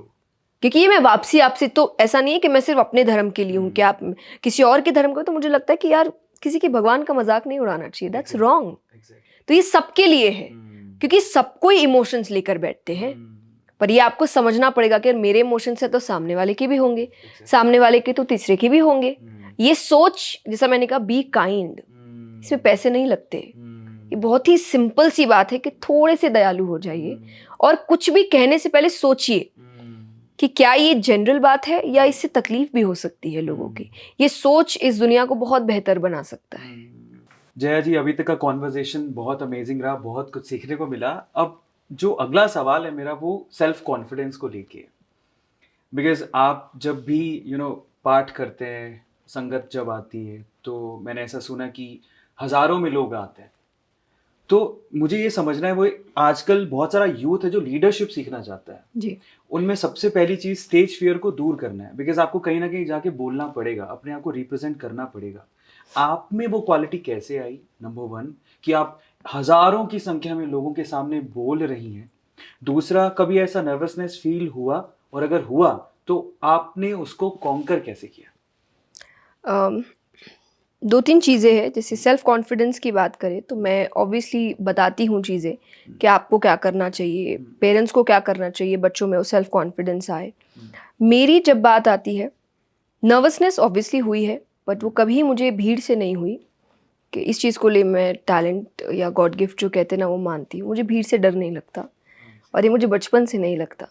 का ऑपोजिट है कि मुझे अकेले से लगता है कि अगर आप मेरे पापा को सामने बैठा दे और आप मुझे बोलिए उनके सामने परफॉर्म करो, तो मेरे लिए वो बहुत प्रॉब्लमैटिक होता है। कि मुझे पता है कि वो एक ऐसा इंसान है जो सब सही जानते हैं, और जब आपको लग रहा है कि सब सामने खुश है, मुझे पता है कि वो कहीं ना कहीं गलती निकाल चुके होंगे कि ये गलत था। और हम कथाओं के बाद अभी भी वेट करते हैं कि, तो मुझे बोलते हैं आज एक ये गलत बात तुमने बोली, तो he is the only person जो ये चीज़ कर सकते हैं। तो हाँ, उनके सामने मुझे थोड़ा लगता है, बट दैट इज़ बिकॉज क्योंकि वो मेरे मेंटोर है, और आपको पता है कि वो ही सिखा रहे हैं आपको सब कुछ। पर अदरवाइज़ मुझे भीड़ से इतना डर नहीं लगता कभी भी। बट दैट आई थिंक उसका रीज़न इज़ कि मेरे पेरेंट्स ने वो जो चीज़ें मैं आपको बोल रही हूँ बचपन से करी है, कि पहली चीज़, आप बच्चों को रिस्पॉन्सिबिलिटी दीजिए। हर वक्त ये बोल के बच्चा है भगाइए मत उनको रिस्पॉन्सिबिलिटी से, क्योंकि एक ना एक दिन तो रिस्पॉन्सिबिलिटी आएगी, और तब वो बहुत डर जाएगा। और अगर वो उस वक्त फेल हो गया तो वो और अंडर कॉन्फिडेंट हो जाएगा कि सही कहा, इसीलिए मेरे पेरेंट्स शायद मुझे रिस्पॉन्सिबिलिटी नहीं देते थे, क्योंकि मैं तो लायक ही नहीं हूँ। तो आपको बचपन से उसको रिस्पॉन्सिबिलिटी, जिम्मेदारियां देने की आदत डालनी चाहिए, कि वो छोटे छोटे काम करे, चाहे वो अपना खुद का काम करना हो, अपनी चीज़ें खुद उठानी हो, अपना बैग्स खुद तैयार करना हो, और गलती भी करने दीजिए, और गलती पे डांटिए मत, उनको और सिखाइए कोई बात नहीं, अगली बार इसका ध्यान रखेंगे, या ये गलती कैसे ना हो, इस बार नेक्स्ट टाइम इसका ध्यान रखते हैं। फॉर एग्जाम्पल, मुझसे जब गलती हुई है, मेरे पेरेंट्स ने कभी मुझे इस तरीके से रिएक्शन नहीं दिया कि मैं डर जाऊं। उनका रिएक्शन हमेशा सल्यूशन क्या होगा देखने का था, कि अच्छा इसका सल्यूशन क्या करते। फॉर एग्जाम्पल, कई बार जब आप नया करते हैं, आपको श्लोक्स याद नहीं होते जल्दी से, तो मुझे कहते हैं आप लिखो, आप टॉपिक्स लिख लो, आप खाली श्लोक लिख लो कि डे 1 की मेरे श्लोक कितने हैं, तो आप लिखो, आपकी नज़र पड़ेगी, फिर धीरे धीरे आपको याद हो जाएगा, जो एक्चुअली हो चुका है कि अब मुझे किसी चीज़ की ज़रूरत नहीं पड़ती, मैं कुछ नहीं देखती हूँ, 7 दिन कब निकल जाते हैं पता नहीं चलता। तो वो कब हुआ जब उन्होंने वो किया, अदरवाइज वो मुझे डांट सकते थे कि तुमने याद क्यों नहीं किया, तुमको याद होना चाहिए था, ठीक से पढ़ना चाहिए था, होगा ही नहीं तुमसे। तो ये चीजें बच्चों को बहुत डरा देती है। तो अगर आप उनको कॉन्फिडेंट बनाना चाहते हैं तो मेरे हिसाब से अपने सामने बनाइए, क्योंकि तब तक आप बचाने को है। आपके जाने के बाद लोग पीछे पड़े हैं गलतियां निकालने के। एक जितना माँ बाप अपने बच्चों को सेफ फील करा सकते हैं, आई डोंट थिंक कोई भी करा सकता है। पर वो सोच आपके अंदर होनी चाहिए कि मुझे इसका कॉन्फिडेंस बढ़ाना है, तो मुझे इसको सारी गलतियां अभी करनी देनी पड़ेगी। आई कैन नॉट वेट कि ये बड़ा होगा तब करेगा, या बड़ी होगी तब करेगी, या जब समझदार हो जाएगी। समझदार तभी बनेगी जब गलतियां करेगी। समझदारी की सबसे बड़ी की है गलतियां, कि आप जितनी गलती करते हो क्योंकि उससे आपको उतनी सीख मिलती है। व्यक्ति अगर सिर्फ सही सही सही करता जा रहा है तो वो सीख कुछ नहीं रहा है, क्योंकि अभी उसको लगता है मुझसे जो होता है सही होता है। पर जो गलती करेगा वो सीख रहा है, तो वो अगली बार उसको दोहराएगा नहीं। और ये सबसे अच्छा लेसन होता है, और ये आपके एक्सपीरियंसेस होते हैं। तो ये धीरे धीरे आपको कॉन्फिडेंस की ओर लेकर जाए। तो कहीं ना कहीं पेरेंट्स का काम है, दूसरा बच्चों का काम है अपने आप को चैलेंज करते रहना। कभी भी अपने कंफर्ट जोन में मत जाइए। फॉर एग्जाम्पल, जैसा मैंने कहा कोविड के टाइम अगर मैं चाहती, बाय गॉड्स ग्रेस सब ठीक था, तो हम ये कर सकते थे कि नहीं चलो इतने साल तक आराम भी तो नहीं मिला है, हम कंटिन्यूसली ट्रैवल करते हैं, हम रात रात को ट्रैवल करते हैं, हमको नींद नहीं होती कई बार, कि जब तक ये लॉकडाउन है तब किसी को नहीं पता था 1-2 साल निकल जाएंगे, तब हम कुछ महीने या कुछ दिन ही लग रहे थे कि चलो आराम करते हैं, सिर्फ रेस्ट मोड पे जाते हैं। नहीं, क्योंकि फिर वो एक कंफर्ट जोन हो जाता। रेस्ट मोड कुछ दिन अच्छे लगते हैं, इतने लंबे समय तक फिर आपको आदत पड़ जाएगी उस चीज़ के लिए। और फिर कोई अगर कंपटीशन सामने आया, फिर कोई स्ट्रगल सामने आया, फिर कोई चैलेंज सामने आया, तब उसका सामना नहीं कर पाएंगे। तो कीप चैलेंजिंग योरसेल्फ, नई चीज़ें सीखते रहिए, नई चीज़ें पढ़ते रहिए, कुछ ना कुछ बनाते रहिए। तो इससे भी कॉन्फिडेंस पैदा होता है कि आप कुछ ना कुछ करने के काबिल हैं। तो ये कई छोटी छोटी चीज़ें हैं जो बड़ा सेल्फ कॉन्फिडेंस लेकर आते हैं। कई बार ना हमारा ध्यान सिर्फ बड़ी चीज़ों पे रहता है, और एक्चुअली आपकी हैबिट छोटी छोटी चीज़ों से बनती है। तो वो छोटी चीज़ों पे आप जितना ध्यान देंगे उतनी बड़ी चीज़ें आपके लिए इजीली हो जाएगी। अच्छा, ऐसा कभी हुआ है आप सत्संग कर रहे हैं या फिर भजन कीर्तन कर रहे हैं और अचानक से कोई श्लोक है जो भूल गए आप? ऐसा कभी हुआ आपके साथ में? मैं भूल गई। हाँ, मैं फिर पूछ लेती हूँ मैं क्या बात कर रही थी। अच्छा, ऑडियंस से वो बोल देते हैं मुझे।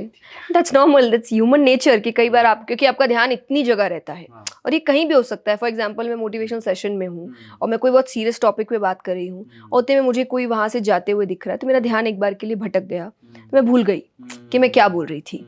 तो मैं लोगों से पूछ रही कि हम कहाँ थे, एंड इट्स गुड कि आपको पता चलता है कि वो भी उस स्पेस पे है कि नहीं। अगर वो भूल गए हैं या वो ध्यान नहीं दे रहे, तो वो बता नहीं पाएंगे, तो आपको पता चल जाएगा कि आप जो बोल रहे हैं वो लोगों तक नहीं पहुंच रहा, या उनके अंदर वो इंटरेस्ट पैदा नहीं कर रहा। तो अपने आप चीज़ों को पलटने की कोशिश करेंगे। तो ये दोनों तरफा है कि इट्स नेचुरल, मैं भूलती हूँ, कई बार आपका ध्यान भटकता है कहीं पर भी हो, लेकिन वो पूछ लेना अच्छा है, तो आपको पता भी चलता है आप सेम पेज पे है कि नहीं। अच्छा, एक और समस्या है यूथ के साथ, क्योंकि बिकॉज आपको बहुत सारा यूथ देखता है, पेरेंटल प्रेशर इतना ज़्यादा है कि बच्चे सिर्फ यही सोचते हैं कि मुझे किसी भी तरह से सक्सेसफुल होना है। जो पेरेंट्स की नज़रों में ना, मेरा बेटा टॉप करेगा, आईआईटी निकालेगा, जेईई निकालेगा, नीट निकालेगा। जब वो एक्सपेक्टेशंस पूरी नहीं हो पाती, सिलेक्शन नहीं हुआ, फेलियर का सामना हुआ, तो डिप्रेशन के साथ साथ बहुत सारे बच्चे इतने ज़्यादा डिप्रेस हो जाते हैं कि सुसाइडल थॉट्स आने लगते हैं। जी, कितना जायज़ है ये अपने आप को ख़त्म करने का थॉट दिमाग में आना? मतलब मुझे लगता है जायज़ तो बिल्कुल भी नहीं है, बट उससे ओवरकम कैसे करें, थॉट प्रोसेस से बाहर कैसे निकले? आपका इसके बारे में क्या? पहला चीज़ जो आपने क्वेश्चन सेल्फ कॉन्फिडेंस का किया था, कि उनका कॉन्फिडेंस खत्म होता है, और ये कहीं ना कहीं पेरेंट्स की एक बहुत बड़ी जिम्मेदारी होती है कि बच्चा एक बार पास नहीं कर रहा, या कुछ आपको लग रहा है कि वो ध्यान नहीं दे रहा, तो आपके वर्ड्स बहुत आपको केयरफुली यूज़ करने पड़ेंगे, क्योंकि हर दिमाग एक नहीं होता। एक और सबसे बड़ी चीज़ मुझे लगती है कि आज के बच्चों को खास करके दुनिया से उतना फ़र्क नहीं पड़ता जितना पेरेंट्स से पड़ता है। कि उनके लिए दुनिया है कि मुझे कोई फ़र्क नहीं पड़ता, पर हाँ, आपके घर वाले ऐसे नहीं करना चाहिए। वो तो आपको समझे, या वो आपकी सिचुएशन को समझे। तो कई बार, कि मैं हमेशा कहती हूँ कि माँ बाप का तरीका गलत हो सकता है, इंटेंशंस गलत नहीं होते। वो इंटेंशन उनका यही है कि आप सक्सेसफुल हो जाओ, वो जब नहीं रहे तब भी आप अच्छे से रहो, आप अपने पैरों पर खड़े, एक्चुअली इंटेंशन सिर्फ इतना है, पर उनको लग रहा है कि उनको कठोर होना पड़ेगा, उनको स्ट्रिक्ट होना पड़ेगा, तो वो आप पे चिल्लाते हैं, वो आपको यूजलेस बोलते हैं, वो आपको डिमीन करने की कोशिश करते हैं, और उनको लगता है कि ये एक तरीका है आपको वापस से काम पे लाने का, पर ये तरीका नहीं होता एक्चुअली। क्यों? द रीजन बीइंग कि बाहर भी उसको यही सुनने मिल रहा है। जब वो बाहर जाता है तो लोग उसको नीचा करने के लिए यही काम कर रहे हैं, तो घर पे वो आता है ये सोचकर कि यहाँ तो मुझे समझने वाले हैं, पर जब वो एग्जैक्ट सेम वर्ड सुनता है तो वहां वो टूटता है। तो पेरेंट्स को यहाँ समझना होगा कि आपको, क्योंकि वो एज इट इज टूटा हुआ ही है कि वो पास नहीं हुआ है, तो आपको और समझाना है कि कोई बात नहीं, ये एग्जाम तुम्हारी जिंदगी नहीं है। हम करियर को जिंदगी बना चुके हैं कि यही मेरी जिंदगी है, यही मेरा सब कुछ है। तो जब आप किसी को सब कुछ का पदवी दे देंगे और उससे हार जाएंगे तो फिर वही है कि आपके पास बचा क्या। जब उम्मीद ही खत्म हो गई हर चीज की तो इंसान करेगा क्या। तो इसीलिए जरूरी है कि पहली चीज तो आप उसको जिंदगी मत बनाइए, वो एक पार्ट है जिंदगी का। बाकी आपकी लाइफ में आपके रिलेशनशिप है, आपका परिवार है, आप खुद हैं, आपकी खुशियां हैं, आपकी इच्छाएं हैं, सब कुछ है। ये सारे पार्ट्स हैं जिनको सबको बैलेंस करके चलना है, तभी आप हर चीज एंजॉय कर पाएंगे। कुछ थोड़ा कुछ कम ऐसे चल सकता है, वो प्रायोरिटी है आपकी, पर एंजॉय सब कुछ करना चाहिए। ये मैं अभी भी मानती हूँ कि मैं भी आज जब बैक टू बैक अगर कोई प्रोग्राम्स कर रही हूँ, कथाएं हैं, इवेंट्स है, सब कुछ है, तो कुछ टाइम बाद मैं अपने आप एक ब्रेक लेती हूँ। मेरे लिए वो ब्रेक फैमिली है, तो मैं फैमिली को बुलाती हूँ, हम सब एक साथ गेट टुगेदर करते हैं, हम रहते हैं, और फिर बस वो 10-15 दिन बाद फिर से हम महीनों तक कथाओं में, पर वो 10-15 दिन मेरे लिए बहुत मायने रखते हैं। लेकिन अगर मैं सोचूं कि नहीं, कोई चीज़ अब मायने ही नहीं रखता, मुझे तो सिर्फ ये कि यही तो मेरी ज़िंदगी और कुछ बचा ही नहीं है, क्योंकि एक टाइम आएगा जब आपको फैमिली की ज़रूरत होगी, पर क्योंकि आपने सारा समय वहीं दे दिया तो फैमिली अब है ही नहीं आपके पास, तब आप रिग्रेट करेंगे। एंड ये बहुत नेचुरल बात है कि आप करेंगे। हर चीज़ का एक समय होता है, तो समय के अनुसार उन चीज़ों को समय दीजिए। तो फैमिली के लिए भी कि आप बच्चों को समय दीजिए। आप ये मत सोचिए कि अरे नहीं अभी तुम पढ़ लो ना, बाद में बैठेंगे साथ में। बाद में आपको नहीं पता, आप बैठने के लिए होंगे, वो बैठने के लिए होगा, ये समय बैठने के लिए होगा, कुछ भी तो नहीं पता। तो वो एक हैप्पी टाइम फैमिली का होना चाहिए, वो भी आजकल नहीं होता। तो बच्चा कहीं पर भी अपना स्ट्रेस उतार नहीं पाता है, उसके अंदर ही रह जाते, क्योंकि कोई बात करने वाला नहीं है घर में। ज्यादा देर बात करने पर ही पेरेंट्स को लगता है कि अरे जाओ काम करो, तुम खाली क्यों बैठे हो। अरे अगर खाली बैठा भी तो आप बैठ जाइए बात करने, थोड़ी देर ही करिए, 10 मिनट ही करिए कि बेटा 10 मिनट बात करते हैं अच्छे से, फिर भले ही पढ़ने जाना, पर 10 मिनट अपने बात करते हैं।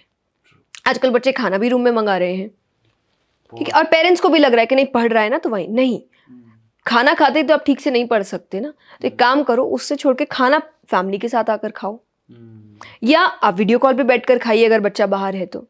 पर वो टाइम बहुत जरूरी होता है कि वो वापस से आपको इमोशन से कनेक्ट करता है। देखिए आप कंटिन्यूसली एक मशीन की तरह काम कर रहे हैं, ह्यूमन इमोशंस कहाँ गए, वो वापस कैसे आएंगे, वो आएंगे जब अपनों के साथ रहेंगे। तो ये कहीं ना कहीं पूरी तरीके से पेरेंट्स की जिम्मेदारी है। और दूसरा जो मैं हमेशा कहती हूँ कि ये ज़रूरी नहीं सिर्फ इस टॉपिक के लिए है, किसी भी टॉपिक के लिए, कि बच्चों से गलतियाँ होती है। मैंने कई पेरेंट्स को कहते हुए सुना है कि मेरे लिए इज्जत सब कुछ है, इसको ख़राब मत करना वरना मैं मर जाऊंगा। बाप रे, ये बहुत जनरल बात है। चलिए मैंने माना इज्जत बहुत जरूरी होती है, ये बहुत बड़ा बैगेज। हाँ, ये बैगेज आप सोचिए कि इंसान तो इंसान है, और ये बात पेरेंट्स भी जानते हैं, गलतियां पेरेंट्स ने भी की होगी। लेकिन जब बच्चे से गलती हो जाती है, भूले भटके हो गई कोई भी गलती, अब ये तो श्योर है कि वो आपको तो नहीं बताएगा। That's true. क्योंकि अब वो इतना डर गया है कि अब मेरे पेरेंट्स को, तो उसको लगा कि उनको कुछ हो, है ना, आप समझ गया। हम ही कर लेते हैं अब जो उनको कुछ होने से पहले। चलिए ये नहीं भी हुआ कि कोई इतने तो स्ट्रांग है कि सुसाइड का रास्ता ना अपनाए, तो वो हेल्प मांगते हैं। आपको लगता है कि कोई जेन्युइनली उनकी हेल्प करेगा?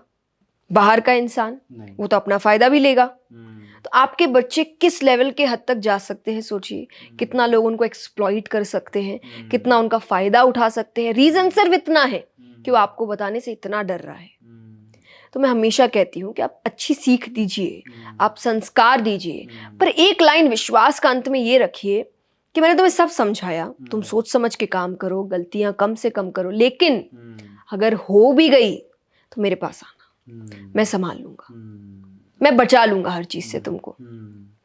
ये विश्वास जिस दिन पेरेंट्स ने बच्चों के मन में डाल दिया, आई डोंट थिंक कि बच्चे गलतियों से इतना डरेंगे जितना वो आज डरते हैं, गलत स्टेप्स उठाते हैं, एक्सप्लॉइटेड फील करते हैं, लोग उनका फ़ायदा उठाते हैं। ये सब खत्म हो जाएगा जिस दिन उनका और उनके पेरेंट्स के बीच का वो विश्वास जाग जाएगा वापस। आपको सुन के बड़ा अच्छा लग रहा है और मेस्मराइज हो गया हूँ मैं। पर ये भी मैं जानना चाहता हूँ कि हम आपको सुनते हैं, आप बड़े सुलझे हुए विचार हैं आपके, आप किसको सुनते हो जब आप फ्री होते हो? आपको लगता है कि चलो थोड़ा स्पिरिचुअलिटी को पढ़ लेते हैं या फिर कोई और टॉपिक पे पढ़ लेते हैं, तो आपका गुरु कौन है या आप किसको सुनते हो? मैं अपने पेरेंट्स को सुनती हूँ। मेरे लाइफ में आप मैक्सिमम सीख यही सुनेंगे कि मेरे पापा ने मुझसे ये कहा, मेरी मम्मी ने मुझसे ये कहा, क्योंकि ये भी एक रूटीन है हमारा कि हम हर कुछ दिन में एक टॉपिक उठाते हैं और हमारी पूरी फैमिली बैठती है, लाइक हम चारों बैठते हैं। पर क्योंकि मेरी बहन अभी उसका अब स्ट्रगलिंग पीरियड चल रहा है, वो सीख रही है, तो पहले वो कहीं और रहती थी, वहाँ उसने क्लासेस की, अब वो कहीं और शिफ्ट हो रही, तो वो थोड़ा, लेकिन फिर भी हम जब भी रहे हम चारों एक साथ बैठते हैं, हम एक टॉपिक उठाते हैं। वो टॉपिक जनरल टॉपिक, स्पिरिचुअलिटी हो गया, पेरेंटिंग हो गया, शादी हो गई, डिवोर्स हो गया, कोई भी फिजिकल रिलेशन, कुछ भी हो गया, और फिर हम उस पर डिबेट करते हैं। अब 4 दिमाग चल रहे हैं, एक मेरी मॉम का दिमाग है, एक मेरे पापा का है, दोनों की एज अलग है, यानी एक जनरेशन हमसे अलग है, लेकिन फिर भी जेंडर अलग है तो सोच अलग हो सकती है। हमारी जनरेशन अलग है, हमारी सोच अलग है, पर क्योंकि मेरे और मेरी बहन की फील्ड अलग है तो यहाँ पर भी थॉट्स अलग हो गए, तो 4 दिमाग एक साथ आ रहे हैं। बस इसमें यह है कि हमारा पक्का होता है कि उस 1-2 घंटे के लिए भूल जाना किसका क्या किससे रिश्ता है, कि बीच में वो एक दरार ना आ जाए कि ऐसे बात नहीं करना, ये नहीं करना, मुझे ऐसे कैसे बोल सकते हो। एक गलती तो हो सकता है पेरेंट्स की किसी बात पे भी हो, तो मैं वो गलती को उजागर कर दूं, या फिर मेरी कोई गलती हो तो वो उसको उजागर कर दे, तो मेरे ईगो को नहीं लगना चाहिए या उनके ईगो को नहीं लगना चाहिए। तो वो उतनी देर के लिए हम भूल जाते हैं कि हम एक दूसरे के कौन है और हम उस टॉपिक पे बात करते हैं। तो सोचिए आपको 4 थॉट्स मिलते हैं एक ही टॉपिक के, क्या बात है। और फिर अपने कमरे में जाके ठंडे दिमाग, और कोई किसी को गलत सही नहीं ठहराएगा, ये सिर्फ डिबेट चल रहा है, जिसके दिमाग में जो आ रहा है वो बोल रहा है। अब सब बैठो अकेले में और सोचो, और फिर उसका कंक्लूजन निकाल के तुमको जो सही लगता है तुम उसको अपने हिसाब से डिसीजन में लो। तो मेरे लिए यही मेरे गुरु है जिनको मैं बहुत सुनती हूँ, और आज भी मेरे लाइफ में कोई भी दिक्कत होता है तो मेरा पहला दिमाग मेरे माँ बाप के पास ही जाता है। चाहे वो स्क्रिप्चर्स को भी पढ़ रहे हैं, तो कई बार होता है कि मैं रात को भी कई बार पढ़ती हूँ, पेरेंट्स सो रहे हैं, तो मेरे कई आप बुक्स में लिखा हुआ देखेंगे कि किसी श्लोक के पास पापा लिखा होता है, किसी श्लोक के पास मम्मी लिखा होता है, इसका मतलब उनसे पूछना, क्योंकि मुझे वो समझ में नहीं आया। तो मेरा पहला इंस्टिंक्ट यही कहता है कि उनसे जाके पूछो। तो मेरे लिए वही सबसे अभी बड़े ज्ञानी है मेरे लिए, जो सब कुछ जानते हैं और जो सबसे अच्छे वे में मुझे हेल्प कर सकते हैं। आपकी सिस्टर का जिक्र हुआ आपने भी किया, तो ये भी पूछना चाहता हूँ कि आप इतना फेम गेन कर रहे हैं, आपको लोग जान रहे हैं, पहचानते हैं बहुत ज़्यादा, एक सेलिब्रिटी की तरह आप, उसने आपको बहुत क्लोजली देखा आपकी सिस्टर ने, तो उसके दिमाग में ये नहीं आया कि कितना नाम कर गई है तो मैं भी इस फील्ड में जया के साथ हो जाती हूँ, चलो what's her name by the way? Chetna. उनके दिमाग में कभी नहीं आया ऐसा? नहीं, वो अपने ही फील्ड में है, वो म्यूजिक फील्ड से रिलेटेड है, उसे संगीत बहुत पसंद है। और टू बी वेरी ऑनेस्ट, जैसे मेरे आपकी बात हो रही थी कि आप स्पिरिचुअलिटी पे बहुत बात करते हैं, पर आपकी वाइफ ज़्यादा इंक्लाइंड है, भले ही बात ज़्यादा नहीं करती, तो एग्जैक्टली मेरे और मेरी बहन की तरफ है कि हमारे काम अलग है। मैं ज़्यादा स्पिरिचुअल काम करती हूँ, पर ज़्यादा इंक्लाइंड वो है। अपने काम से हट के भी वो बहुत ज़्यादा स्पिरिचुअली इंक्लाइंड है, वो नेचर लवर है, वो एनिमल लवर है, और तो मुझे कई चीज़ें उससे सीखने को मिलती है। और हाँ, ये है कि हमारे 2 रास्ते हैं, पर हमारे संस्कार एक है, क्योंकि हमारे पेरेंट्स ने हम दोनों को ही वो संस्कार दिए हैं, और कभी भी प्रेशराइज नहीं किया कि ये काम कर रहा है तो वो वही करेगा। उन्होंने दोनों को ये आज़ादी दी कि आपको जो सही लगता है वो करिए, बशर्ते आपका जो संस्कार है, आपकी जो जड़ें हैं, आपके जो प्रिंसिपल्स हैं, उनको साथ लेकर जाओ और जहाँ जाना है जाओ, लेकिन ये 3-4 चीज़ें हमेशा आपके साथ होनी चाहिए। तो वो संस्कार की वजह से उसके मन में कभी नहीं है कि क्योंकि इसको ये फ़ायदा हो रहा है तो मैं भी इस फील्ड में आऊँ, या मैं सोचूं कि उसको, फॉर एग्जांपल मुझे कई बार लगता है कि नहीं उसकी नॉर्मल लाइफ तो उसको तो बड़ा फ़ायदा होगा, तो मैं सोचूं कि हम दोनों में ये चीज़ें नहीं है। वो अपने फील्ड में बहुत अच्छा काम कर रही है, उसके बहुत अच्छे आइडियाज़ हैं, हाँ वो मुझे हेल्प करती है, मैं उसे हेल्प करती हूँ। तो हमारा परिवार कहना है जिसमें 4 दिमाग हैं, पर एंड एक साथ ही आता है चारों का। तो वो संस्कार, वो प्रिंसिपल्स, वो भगवान, वो सत्संग, इन चीज़ों को जोड़ कर रखता है। जब ये पॉडकास्ट स्टार्ट हो रहा था तो हम टीम से सवाल पूछ रहे थे, तो एक टीममेट का क्वेश्चन था जो आपने सुना भी था, तो मैं उससे अभी पूछना चाहूँगा।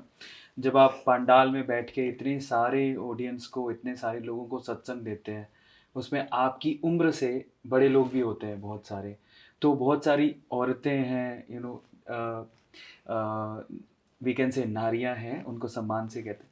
सो वो आपके पास आती हैं, जब आपका पूरा सत्संग सुनती हैं, आपके पाँव पड़ती हैं, तो आपको क्या फील होता है? तब आप आप क्या उस वक्त फील कर रहे होते हो? वो एक पर्टिकुलर मोमेंट पे आपका थॉट प्रोसेस क्या होता है, वो जानना चाहते ये 2 मोमेंट्स हैं कि हम्म। पहले जब हम व्यास गद्दी पे बैठते हैं, जहाँ पर बैठकर कथा सुनाई जाती है, और जिसको स्क्रिप्चर्स के अनुसार द अल्टीमेट प्लेस कहा जाता है, सबसे ऊंचा स्थान माना गया है।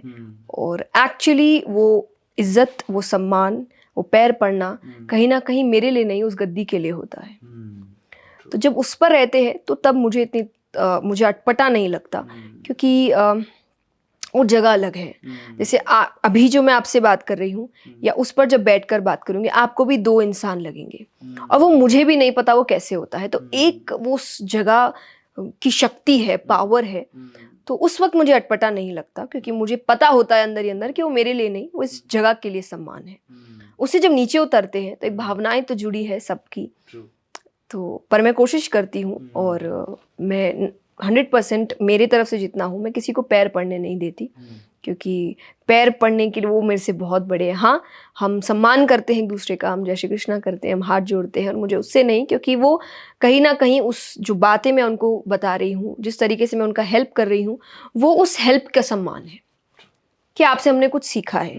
और जब आप सनातन धर्म की बात करें तो सनातन धर्म में ज्ञान की कोई उम्र नहीं होती, और गुरु यानी जिससे आपको सीख मिला। गुरु बहुत होते हैं, या आज मैं आपसे कुछ सीख रही हूँ तो मेरे लिए आप भी एक तरीके के गुरु है। मैं कहीं और जाऊंगी, उनसे मुझे एक बात भी सीखने को मिले, वो भी मेरे गुरु हो गए। तो सीखते आप सबसे हैं, और जिससे आप सीखते हैं आप उसकी इज्जत करते हैं। तो वो इज्जत इसीलिए कि उनको शायद वो 3-4 घंटे मुझसे कोई सीख मिली है, या उन बातों से कोई सीख मिली है, तो वो उसका सम्मान है। तो मैं उस सोच को लेकर मुझे कोई दिक्कत नहीं है कि जब वो सम्मान करते। पर हाँ, मैं अगर व्यास गद्दी से नीचे हूँ तो मैं किसी को पैर नहीं पड़ने देती। क्या बात है, क्या बात है। एक और जितना कॉन्वर्जेशन हुआ है अभी तक, मुझे समझ में आया है कि आप आध्यात्मिकता में तो हैं ही, लेकिन आप फैमिली पर्सन भी हैं जी। कुछ रूमर्स कभी कभार उठती हैं आपके बारे में, आपकी शादी को लेके, तो उसमें कितनी सच्चाई है? बिल्कुल सच्चाई नहीं है, वो सिर्फ रूमर्स है। और मैंने ये पहले भी कहा है कि अगर मेरी शादी कभी भी होगी तो मुझसे ही बता दी जाएगी आपको कि वो हो रही है। मेरे चैनल्स है, वेरीफाइड चैनल्स है, और जब भी होगी आपको डायरेक्टली बता दी जाएगी। पर अदरवाइज सब रूमर्स है, क्योंकि मुझे बहुत कुछ करना है, मेरे बहुत सपने हैं। हाँ, हम ये भी मानते हैं जब लिखा है तब होना ही है। पर अगर आपके खुद के हिसाब से सोच की बात कही जाए तो अभी ऐसी कोई सोच नहीं है मेरी कि शादी के बंधन में मैं बंध जाऊं। But to be very honest, करेंगे, क्योंकि साधु या साध्वी या संत मैं अपने आप को नहीं मानती। मैं एक बहुत ही नॉर्मल लड़की हूँ, जैसे आप हम सब है, अपने घरों में रहते हैं, परिवार के साथ, दोस्तों के साथ, अपनी इच्छाएं भी पूरी करते हैं। एक नॉर्मल लाइफस्टाइल जो होती है हर व्यक्ति की, वो जीते हैं। पर साथ ही साथ मैं बहुत स्पिरिचुअल हूँ, मैं बहुत रिलीजियस हूँ, मैं भगवान को बहुत मानती हूँ, और शायद इन्हीं के कारण आज जो मैं कर रही हूँ वो है। पर अदरवाइज क्योंकि मैंने कहा नॉर्मल है, तो शादी भी होगी, परिवार भी होगा, सब कुछ होगा, पर अपने टाइम पर होगा। तो उस टाइम का इंतजार करिए, और रूमर्स के बारे में ज़्यादा ना सोचें। नहीं, पर एक यूट्यूब चैनल था जो आपके बारे में इस चीज़ को लेके बैक टू बैक वीडियोस बना रहा था, तो वो क्या इंसिडेंट था और उसको कैसे टैकल नहीं, किया? कई इंसिडेंट, यूट्यूब चैनल्स है कई जो व्यूज़ के लिए आप, कभी मेरी शादी अब्रॉड में होती है, कभी इंडिया में होती है, कभी किसी गांव में होती है, कभी बिजनेसमैन के साथ है, कभी पॉलिटिशियन के साथ है, कभी किसी के साथ है। तो जैसा मैंने कहा कि क्योंकि इतने रूमर्स है, काफ़ी रूमर्स फैलते, तो आप खुद ही समझ सकते हैं कि रूमर्स है, ये लाइक्स इत्यादि के लिए लोग करते हैं, जो कहीं ना कहीं, जैसा सोशल मीडिया का ज़माना है, तो जितना ही अच्छा है उतना इसके डिसएडवांटेज, ये 2 पहलू है। तो जो डिसएडवांटेजेस है उनकी तरफ मत जाइए, और जो मैंने हमेशा कहा कि आप लोगों को जज बाहरी बातों से मत करिए, आप उनसे सुनिए उनकी कहानी। तो मेरे लिए भी जब मैंने आपको कह रही हूँ कि शादी होगी तो आपको बता दिया जाएगा, और मुझसे ही बता दिया जाएगा, क्योंकि छुपाने वाली बात नहीं है। देखिए, कोई ऐसे छुपा के नहीं रह सकता, तो जब होगी तब पता चल जाएगा, और मुझसे ही पता चलेगा। तो तब तक आप दूसरों पे विश्वास मत करिए। रूमर्स पे विश्वास नहीं करना है, बिल्कुल सही बात है, इस चीज़ को ध्यान में रखिएगा आप। और अब अगला जो सवाल है वो बहुत बहुत इम्पोर्टेंट है और ये इस सेगमेंट का आखिरी सवाल है, उसके बाद हम लोग अगले सेगमेंट की तरफ चलेंगे। बिकॉज आपको लोग अगेन मैं कहूँगा कि आप एक आइडल की तरह हो, तो मुझे लगता है कि आपकी जो दिनचर्या होगी, जो स्केड्यूल आपने अपने लिए डिसाइड किया होगा, वो भी बहुत आइडियल होगा। तो लोगों का इंटरेस्ट होगा इस चीज़ को जानने में कि आप एक्चुअली कैसी दिनचर्या जीती हैं, क्या स्केड्यूल रहता है आपका पूरे दिन का? देखिए 2 स्केड्यूल्स रहते हैं मेरे, जब मैं इवेंट्स में हूँ, कथाओं में हूँ, सेशंस में हूँ अपने, तो तब एक बहुत ही डिसिप्लिन्ड स्केड्यूल होता है, जहाँ हर चीज़ टाइमली होती है, उठना टाइमली होता है, खाना टाइमली होता है, पढ़ाई टाइमली होती है, कथा टाइमली होती है। और तब इतना हॉबीज़ का आई डोंट थिंक सो मुझे समय मिलता है, क्योंकि मेरा दिन काफ़ी निकल जाता है, लोगों से मिलना होता है, मीटिंग्स होती है, हम स्कूल्स जाते हैं, गौशालाएं जाते हैं, कई जगह जाते हैं, लोगों से मिलते हैं, बात करते हैं, प्रेस कॉन्फ्रेंसेज होती है। तो एक थोड़ा हेक्टिक भी है पर डिसिप्लिन भी है, जहाँ एक समय तय होता है हर चीज़ का और उससे आगे पीछे नहीं होता। पर जब घर पे होते हैं तो आप एक रेस्ट मोड पे होते हैं, तो दिनचर्या नॉर्मल होती है कि आप एक टाइम पे उठते हैं, आप तैयार होते हैं। फिर उसके बाद मेरे 1-2 चीज़ है जो मैं कभी मिस नहीं करती, दैट इज़ मंत्र चैंटिंग, मेरी पूजा। मंत्र चैंटिंग मेरे लिए मेडिटेशन है, तो अगर आप उसका नाम देखें, मेरी मेडिटेशन और मेरी पूजा, ये मैं सुबह भी करती हूँ और सोने से पहले भी करती हूँ। तो नो मैटर व्हाट मैं कहाँ हूँ, ये 2 चीज़ें हमेशा होती है। बाकी चीज़ें इधर उधर हो सकती है, पर ये 2 चीज़ें कभी इधर उधर नहीं होती। तो ये पक्का है।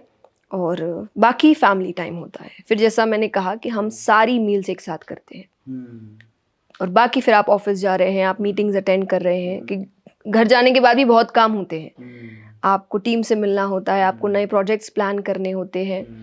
तो ये चीज़ें मिक्सड अप होती है, ये डिसिप्लिन्ड वे में नहीं होती, क्योंकि आपको पता नहीं होता।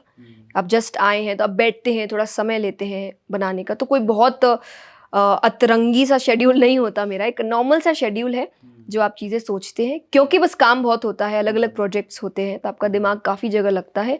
अदरवाइज मेरा रेस्ट मोड इज़ फैमिली। क्या फैमिली के साथ रहिए, खाइए, एंजॉय करिए, मूवीज़ देखिए, अच्छी अच्छी मूवी अगर कोई निकल रही है जो अच्छी सीख देती है वो देखिए, बातें करिए, डिबेट्स करिए क्योंकि वो भी कम मिलता है। तो ये बहुत ही सिंपल सी, दोस्तों से मिलती हूँ मैं, काफ़ी समय बाद जाती हूँ तो मैं उनको घर बुलाती हूँ या उनके घर जाती हूँ। बाहर जाना थोड़ा मुश्किल होता है क्योंकि लोग पहचानते हैं और फिर वो आपके प्राइवेसी में एक तरीके से दिक्कत हो जाती है, तो मैं बाहर थोड़ा कम ही कोशिश करती हूँ। पर हम घर बुलाते हैं, पूरा पूरा दिन एक साथ बिताते हैं, बातें करते हैं। तो बड़ी सिंपल सी दिनचर्या होती है मेरी जब मैं घर पे रहती हूँ। आप मूवी का जिक्र कर रहे थे, तो लास्ट मूवी आपने कौन सी देखी है और उससे क्या सीखा आपने?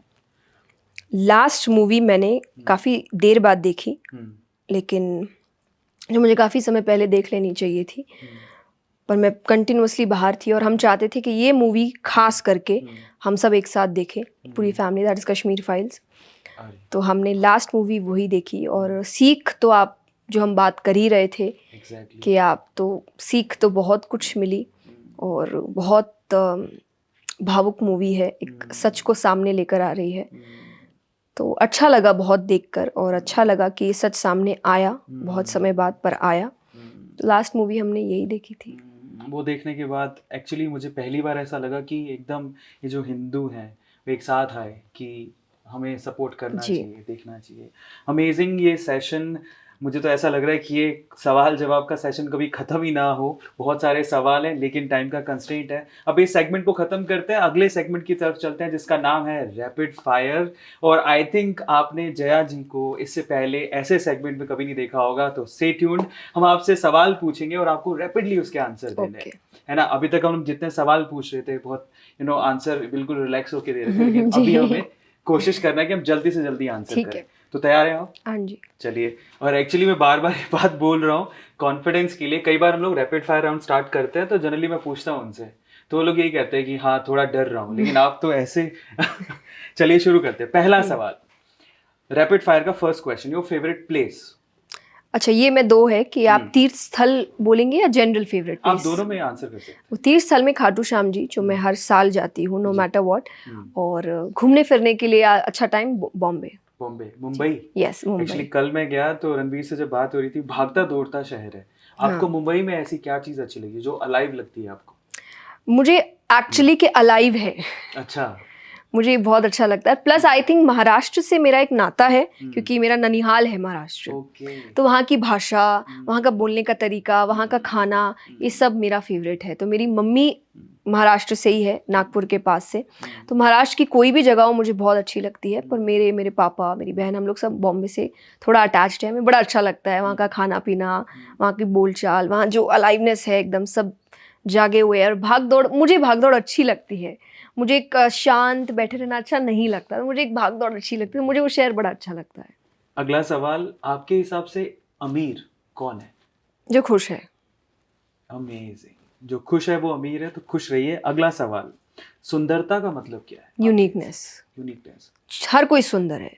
मैं कथाओं में ये बात कहती हूँ कि आप जब खूबसूरत या बदसूरत की बात करते हैं, बदसूरत हो ही नहीं सकता, क्योंकि भगवान की नज़र में सब ठीक ही ठीक होता है, बेठीक होता ही नहीं है, क्योंकि उसने बनाया है। तो वो चीज़ कोई खराब बनाएगा ही क्यों? तो सुंदर हर व्यक्ति, इसलिए हर व्यक्ति अपने आप से अलग दिखता है। ये कितनी सुंदर बात है। सोचिए, ये भी एक बात भी सुंदर है कि सब अलग है, सब अलग दिखते हैं, उनके फीचर्स अलग है, उनका बोलने का तरीका अलग है।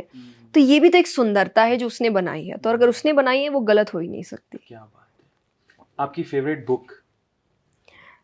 गीता जी। आपका फेवरेट फूड? बेसन चावल। आपका favourite time pass? Time pass मतलब आई डोंट थिंक सो ये वर्ड के साथ वो मैच करेगा। फैमिली। आपकी फैमिली में आपका फेवरेट पर्सन? पापा। पापा अच्छे हैं तो क्यों है, एक शब्द में? क्योंकि मेरा समय उनके साथ ज़्यादा गुजरा है। क्योंकि हम 2 बहनें हैं, तो मेरे पेरेंट्स ने जिम्मेदारियां बांट ली थी। तो मैं जब बहुत ज़्यादा ट्रैवल करती थी, तो पापा मेरे साथ रहते थे, मम्मी चेतना के साथ रहती थी। तो मेरा समय मेरे पापा के साथ बहुत गुजरा है। देखिए, ये एक दूसरी बात है, पर मैं अगर फीलिंग्स के साथ कहूँ तो मैं अपनी मम्मी से बहुत क्लोज हूँ, कि मैं उनके सामने कुछ भी बात कर सकती हूँ, कुछ भी कह सकती हूँ। ऐसे मैं पापा के सामने भी कह ही सकती हूँ, पर फिर भी एकदम एकदम छोटी से छोटी बात, तो वो चीज़ है। पर एक होता है ना कि बेटियों को पापा अच्छे लगते हैं, बस कोई रीज़न नहीं होता, पापा। तो वो एक बात है कि, और मेरा समय बहुत गुजरा है। मेरी कथाओं में हर वक्त एक चेहरा मुझे हमेशा दिखता है, कि वो हमेशा मेरे सामने, कभी ऐसा होता नहीं कि वो मेरे सामने नहीं है। तो पापा। आपकी favourite, all time favourite movie? हम साथ साथ हैं। अरे तो हम साथ साथ हैं, तो आपका फेवरेट एक्टर? मेरा ऐसी कोई फेवरेट एक्टर होता नहीं है, मूवी के अकॉर्डिंग चलता है कि मुझे मूवी अच्छी लगी तो मुझे पसंद आ गए। पर एक होते ना कि एक ऐसे हैं जो सबको ही अच्छे, जैसे अमित जी, कि एक ऑल टाइम ही फेवरेट है सबके, वो कुछ भी करे तो Iconic. प्यारा ही लगता है। तो उस तरीके से, बट पर्टिकुलरली मेरा कोई फेवरेट होता नहीं है, कि कोई काम अच्छा लगा तो उस समय के लिए कि ये मूवी अच्छी है, या इस एक्टर का काम अच्छा है, या इस एक्ट्रेस का काम अच्छा है। पर ऑल टाइम फेवरेट बोल के ऐसा कुछ नहीं है। जया नाम किसने दिया? मेरी दादी ने। ओके। और स्पिरिचुअलिटी में आपके कौन से ऐसे धर्म गुरु हैं जो आपको बहुत प्रभावित किए? राजेश्वरानंद जी, मैं उनको बहुत सुनती हूँ। क्या वो अब है नहीं, पर बहुत अच्छे लगते हैं मुझे। स्वामी जी, जिनसे मैंने जो मेरी पहली कथा है वो सुनी, स्वामी राम सुखदास जी, और वो भी नहीं है। और एक्चुअली जब मैंने उनकी कथा भी सुनी थी तब भी वो नहीं थे। और आई एम नॉट श्योर, पर जितना मैंने सुना है, शायद जिस साल मेरा जन्म हुआ उसी साल उनका देहांत हुआ था। तो मैंने उनको कभी नहीं देखा है, मैंने सिर्फ उनकी आवाज़ सुनी, क्योंकि उनका चेहरा भी नहीं है, उनकी कैसेट्स आती है खाली। तो वो कैसेट ही मैंने उनकी आवाज़ सुन के ही अपनी कथा उनकी सुनी थी, और मुझे अच्छी लगी थी, और मैंने सोचा था कि मुझे ऐसा कुछ तैयार करना है। ऐसे एक धर्म गुरु थे, लीग से हटके उन्होंने बात की, उनको मैं बहुत प्रभावित हूँ उनसे। उनको वर्ड एग्जाइल था, ओशो। आपके क्या विचार है? मैंने उनके बारे में इतना नहीं सुना। अभी पढ़ा नहीं है, एक्चुअली नाम सुना है, पर लेट्स सी कि मैं जानूँ उनके बारे में। स्पिरिचुअलिटी में आपकी favourite book? Autobiography of a yogi. और अगर स्पिरिचुअलिटी छोड़ दें तो ऐसा कौन सा फील्ड है जो आपको बहुत प्रभावित करता है? संगीत, क्योंकि मैं भजन भी गाती हूँ। ठीक है, तो आपका अगर हम लोग भजन छोड़ दें, अच्छा पहले भजन पे ही आते हैं, आपका फेवरेट भजन कौन सा है जो आप जनरली गाते हैं? हम तुम्हारे हैं प्रभु जी। क्या बात है। और अगर हम भजन ये सेगमेंट छोड़ दें तो उसके अलावा बहुत सारे सेगमेंट है, ऐसा कौन सा गाना है जो आपको बहुत अच्छा लगता है? 2-3 गाने हैं, पर एक गाना जो मुझे बहुत पसंद है, दैट इज़ तुझसे नाराज़ नहीं ज़िंदगी, हैरान हूँ मैं। आप अपनी जो कथाएं करते हैं उनमें आप गुनगुनाते हैं, भजन गाते हैं, और हमने सुना है कि आप बहुत अच्छा गाते हैं, तो 2 लाइनें हमारे व्यूअर्स के लिए हो जाए किसी भी भजन की। जी, मैं अपने जो सबसे पसंदीदा है उसी को गाती हूँ, जी क्योंकि उसमें एक विश्वास है, जो मैंने कहा कि आप जब भगवान पे विश्वास रखते हैं, एक हायर पावर पे विश्वास रखते हैं, तो आप जल्दी से हारते नहीं हैं। True. और वो विश्वास यही है कि हम आपके हैं, आप हमारे हैं, तो हमको संभालना भी आपका ही काम है। True. हम तुम्हारे थे प्रभु जी, हम तुम्हारे हैं, हम तुम्हारे ही रहेंगे, ओ मेरे प्रियतम। तुम हमारे थे प्रभु जी, तुम हमारे हो, तुम हमारे ही रहोगे, ओ मेरे प्रियतम। क्या बात है, एकदम सधे हुए सुर लगे हैं, कमाल है। तो ये आपने सीखा कहीं? जी, मैंने संगीत ऐसे 3 साल सीखा है, पर फिर भी मैं अपने आप को इसीलिए सिंगर नहीं कहती, क्योंकि जो समय मुझे संगीत को देना चाहिए, रियाज़ के लिए देना चाहिए, वो मैंने नहीं दिया है, क्योंकि फिर मैं अपने कामों में लग गई थी। इसीलिए मैं ये कहती हूँ, मैं कथाकार हूँ, मैं स्पिरिचुअल स्पीकर हूँ, मैं मोटिवेशनल स्पीकर हूँ, पर मैं सिंगर नहीं हूँ, क्योंकि मैंने उस फील्ड में इतनी मेहनत नहीं की है। तो जब की नहीं है तो आप नाम ले नहीं सकते, पर कोशिश है, थोड़ा मुझे संगीत अच्छा लगता है, खास करके भजन। तो क्योंकि यही मेरा मेडिटेशन है, यही मुझे पीस देता है, और मैं कभी भी उदास हूँ तो मैं भजन सुनती हूँ, मैं भजन गाती हूँ, और शायद कुछ मिनटों में वो उदासी चली जाती है। क्या बात है, क्या बात है, तालियां हो जाए एक बार। All time favourite female voice? Lata ji, definitely.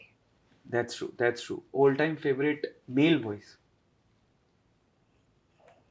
किशोर कुमार जी। आपके पापा किन के फैन हैं? मेरे पापा आई थिंक किशोर दा के फ़ैन हैं, और रफ़ी साहब के फ़ैन हैं, मन्ना डे साहब के फ़ैन हैं।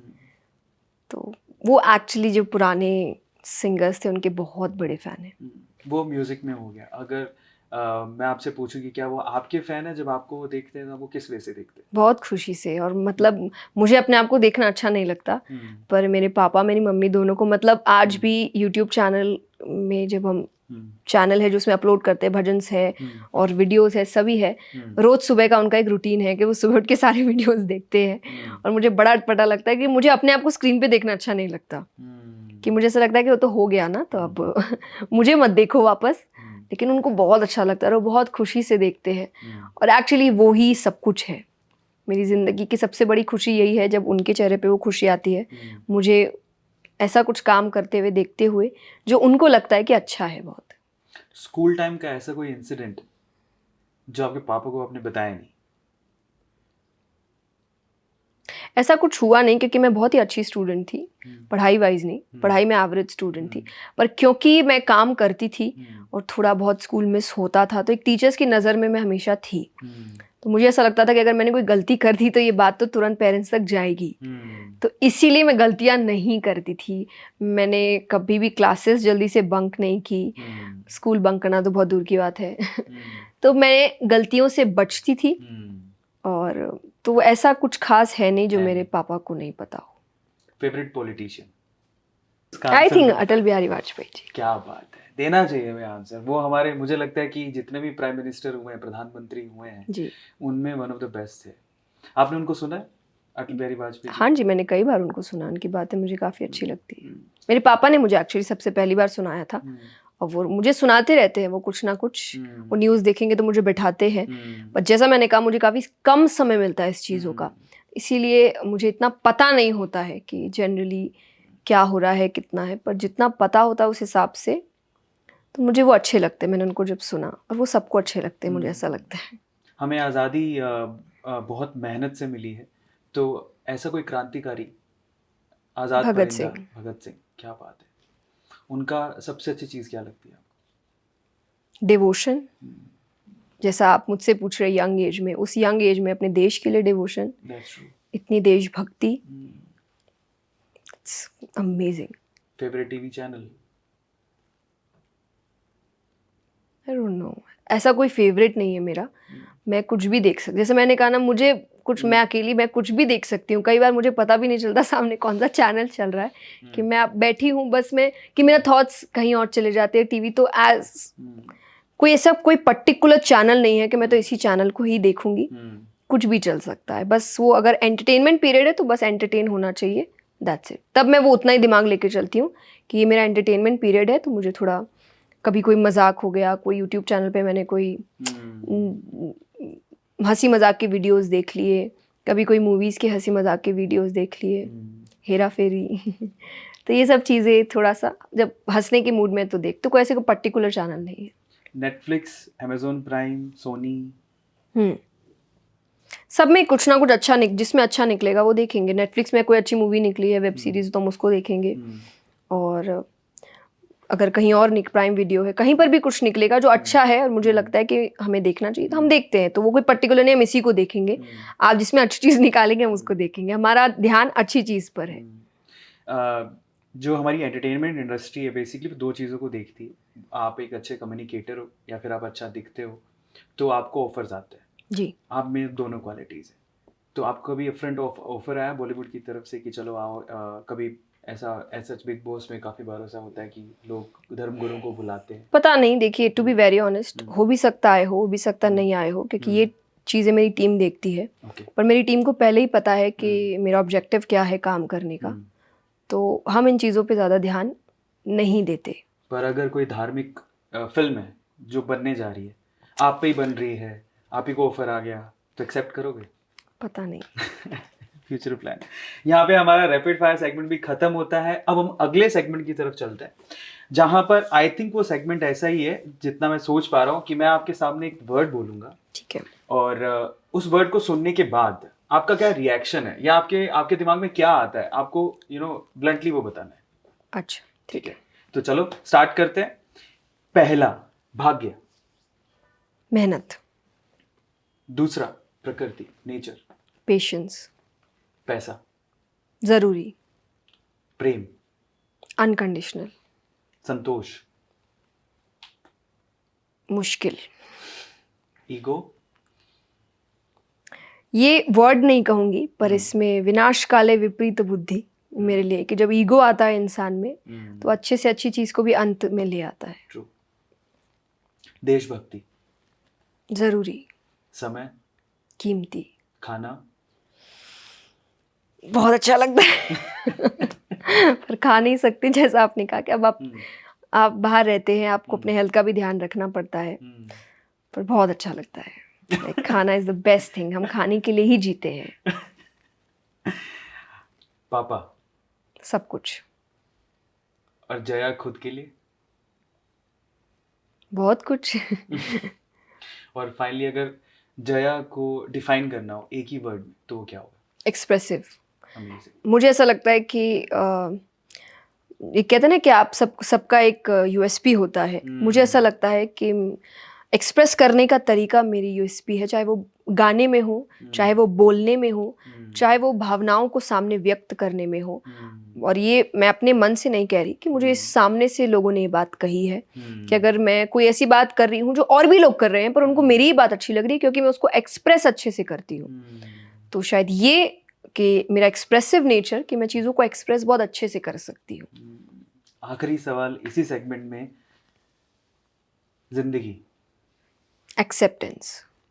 ये गीता जी की भी बात है कि आप जिंदगी को एक्सेप्ट करना सीखिए। जैसे सीजन्स है कि आप सीजन्स हटा नहीं सकते। अब आपको गर्मी अच्छी नहीं लग रही है तो आप क्या बोलेंगे, गर्मी चली जाए, वो चली जाएगी नहीं। आप फैन चला देते हैं, आप एसी चला देते हैं। ठंड अच्छी नहीं लग रही तो ठंड थोड़ी चली जाएगी, सर्दी का मौसम तो रहेगा, तो आप कुछ ना कुछ पहन लें। तो जिंदगी यही है, एक्सेप्ट करना कि जिंदगी बहुत कुछ देगी, ऊंच नीच, इधर उधर, दुख सुख सब कुछ मिलेगा, मुझे करना क्या है उस पर वो देखना है। तो जिस दिन ये एक्सेप्टेंस हो गया जिंदगी को लेकर कि मुझे जिंदगी को एज इट इज एक्सेप्ट करना है, चेंजेस मेरी तरफ आएगी। आप जैसे अब मान लीजिए, जैसे मैं नेचर के लिए मैंने शब्द का पेशेंस, नेचर क्या है, पेशेंस। अब फॉर एग्जाम्पल किसी को रात अच्छी नहीं लगती तो क्या वो बोल सकता है सूरज को जल्दी उग जाओ? वो तो अपने ही समय पर आएगा। बीज लगाइए, आप बोल सकते कल पेड़ बन जाओ, वो तो अपने ही समय पर होगा।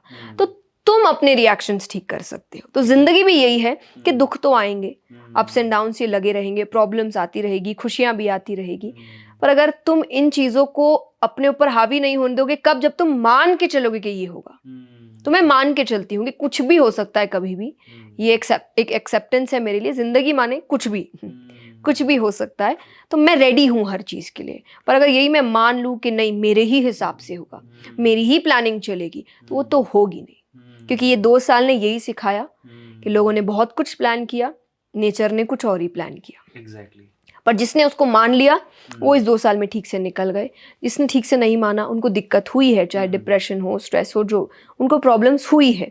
तो यही है कि जिंदगी को मान के चलो कि जिंदगी कुछ भी ला सकती है, पर मैं सामना कर लूंगी। तो मेरी यही सोच है कि जो लाना है सामने लाओ, मैं सामना कर लूंगी। आखिरी 2 सवाल जोड़ना चाहूंगा इसी से रिलेटेड। जिंदगी का सबसे कड़वा सच? मृत्यु। और जिंदगी का सबसे मीठा फल? परिवार। क्या बात है। मेरा तो मन ये कर रहा है, सच बता रहा हूँ, कि कॉन्वर्सेशन कभी एंड ना हो, कभी खत्म ना हो। बिकॉज फर्स्ट टाइम मुझे ऐसा लग रहा है कि हमने बड़ा पेशेंस के साथ में और बड़ा पैशन के साथ में इस कॉन्वर्सेशन को सुना, हमने किया। सबसे पहले तो थैंक यू सो मच, आप यहाँ पर आए और हमें समय दिया, और समय के साथ साथ आपकी ज्ञानवान बातें सुनने को मिली। और एज अ पर्सन मैं आपको ज़्यादा जान पा रहा हूँ, और मुझे लगता है कि अब मैं भी आपका एक फॉलोवर बन गया हूँ। मैं सुनना चाहूँगा और ज़्यादा सुनना चाहूँगा। बट जाने से पहले मेरा एक आखिरी सवाल है, और इनफैक्ट वो सभी व्यूअर्स के पॉइंट ऑफ व्यू से भी है, जो यूथ आपको देखता है। बिकॉज हमें पता है कि इंडिया 2020, और उसके बाद मुझे लगता है कि हम लोग 2020 के बाद से इंडिया रिवाइंड हुआ है, और हम लोग विश्व गुरु की तरफ बढ़ रहे हैं। लोग हमारी तरफ बड़ी अच्छी नज़रों से देख रहे हैं, यूथ बहुत एम्पावर हुआ है। सो 3 ऐसी सलाह, एडवाइस जो आप आज के यूथ को देना चाहते हो, बिकॉज यही फ्यूचर है, आप क्या देना चाहोगे?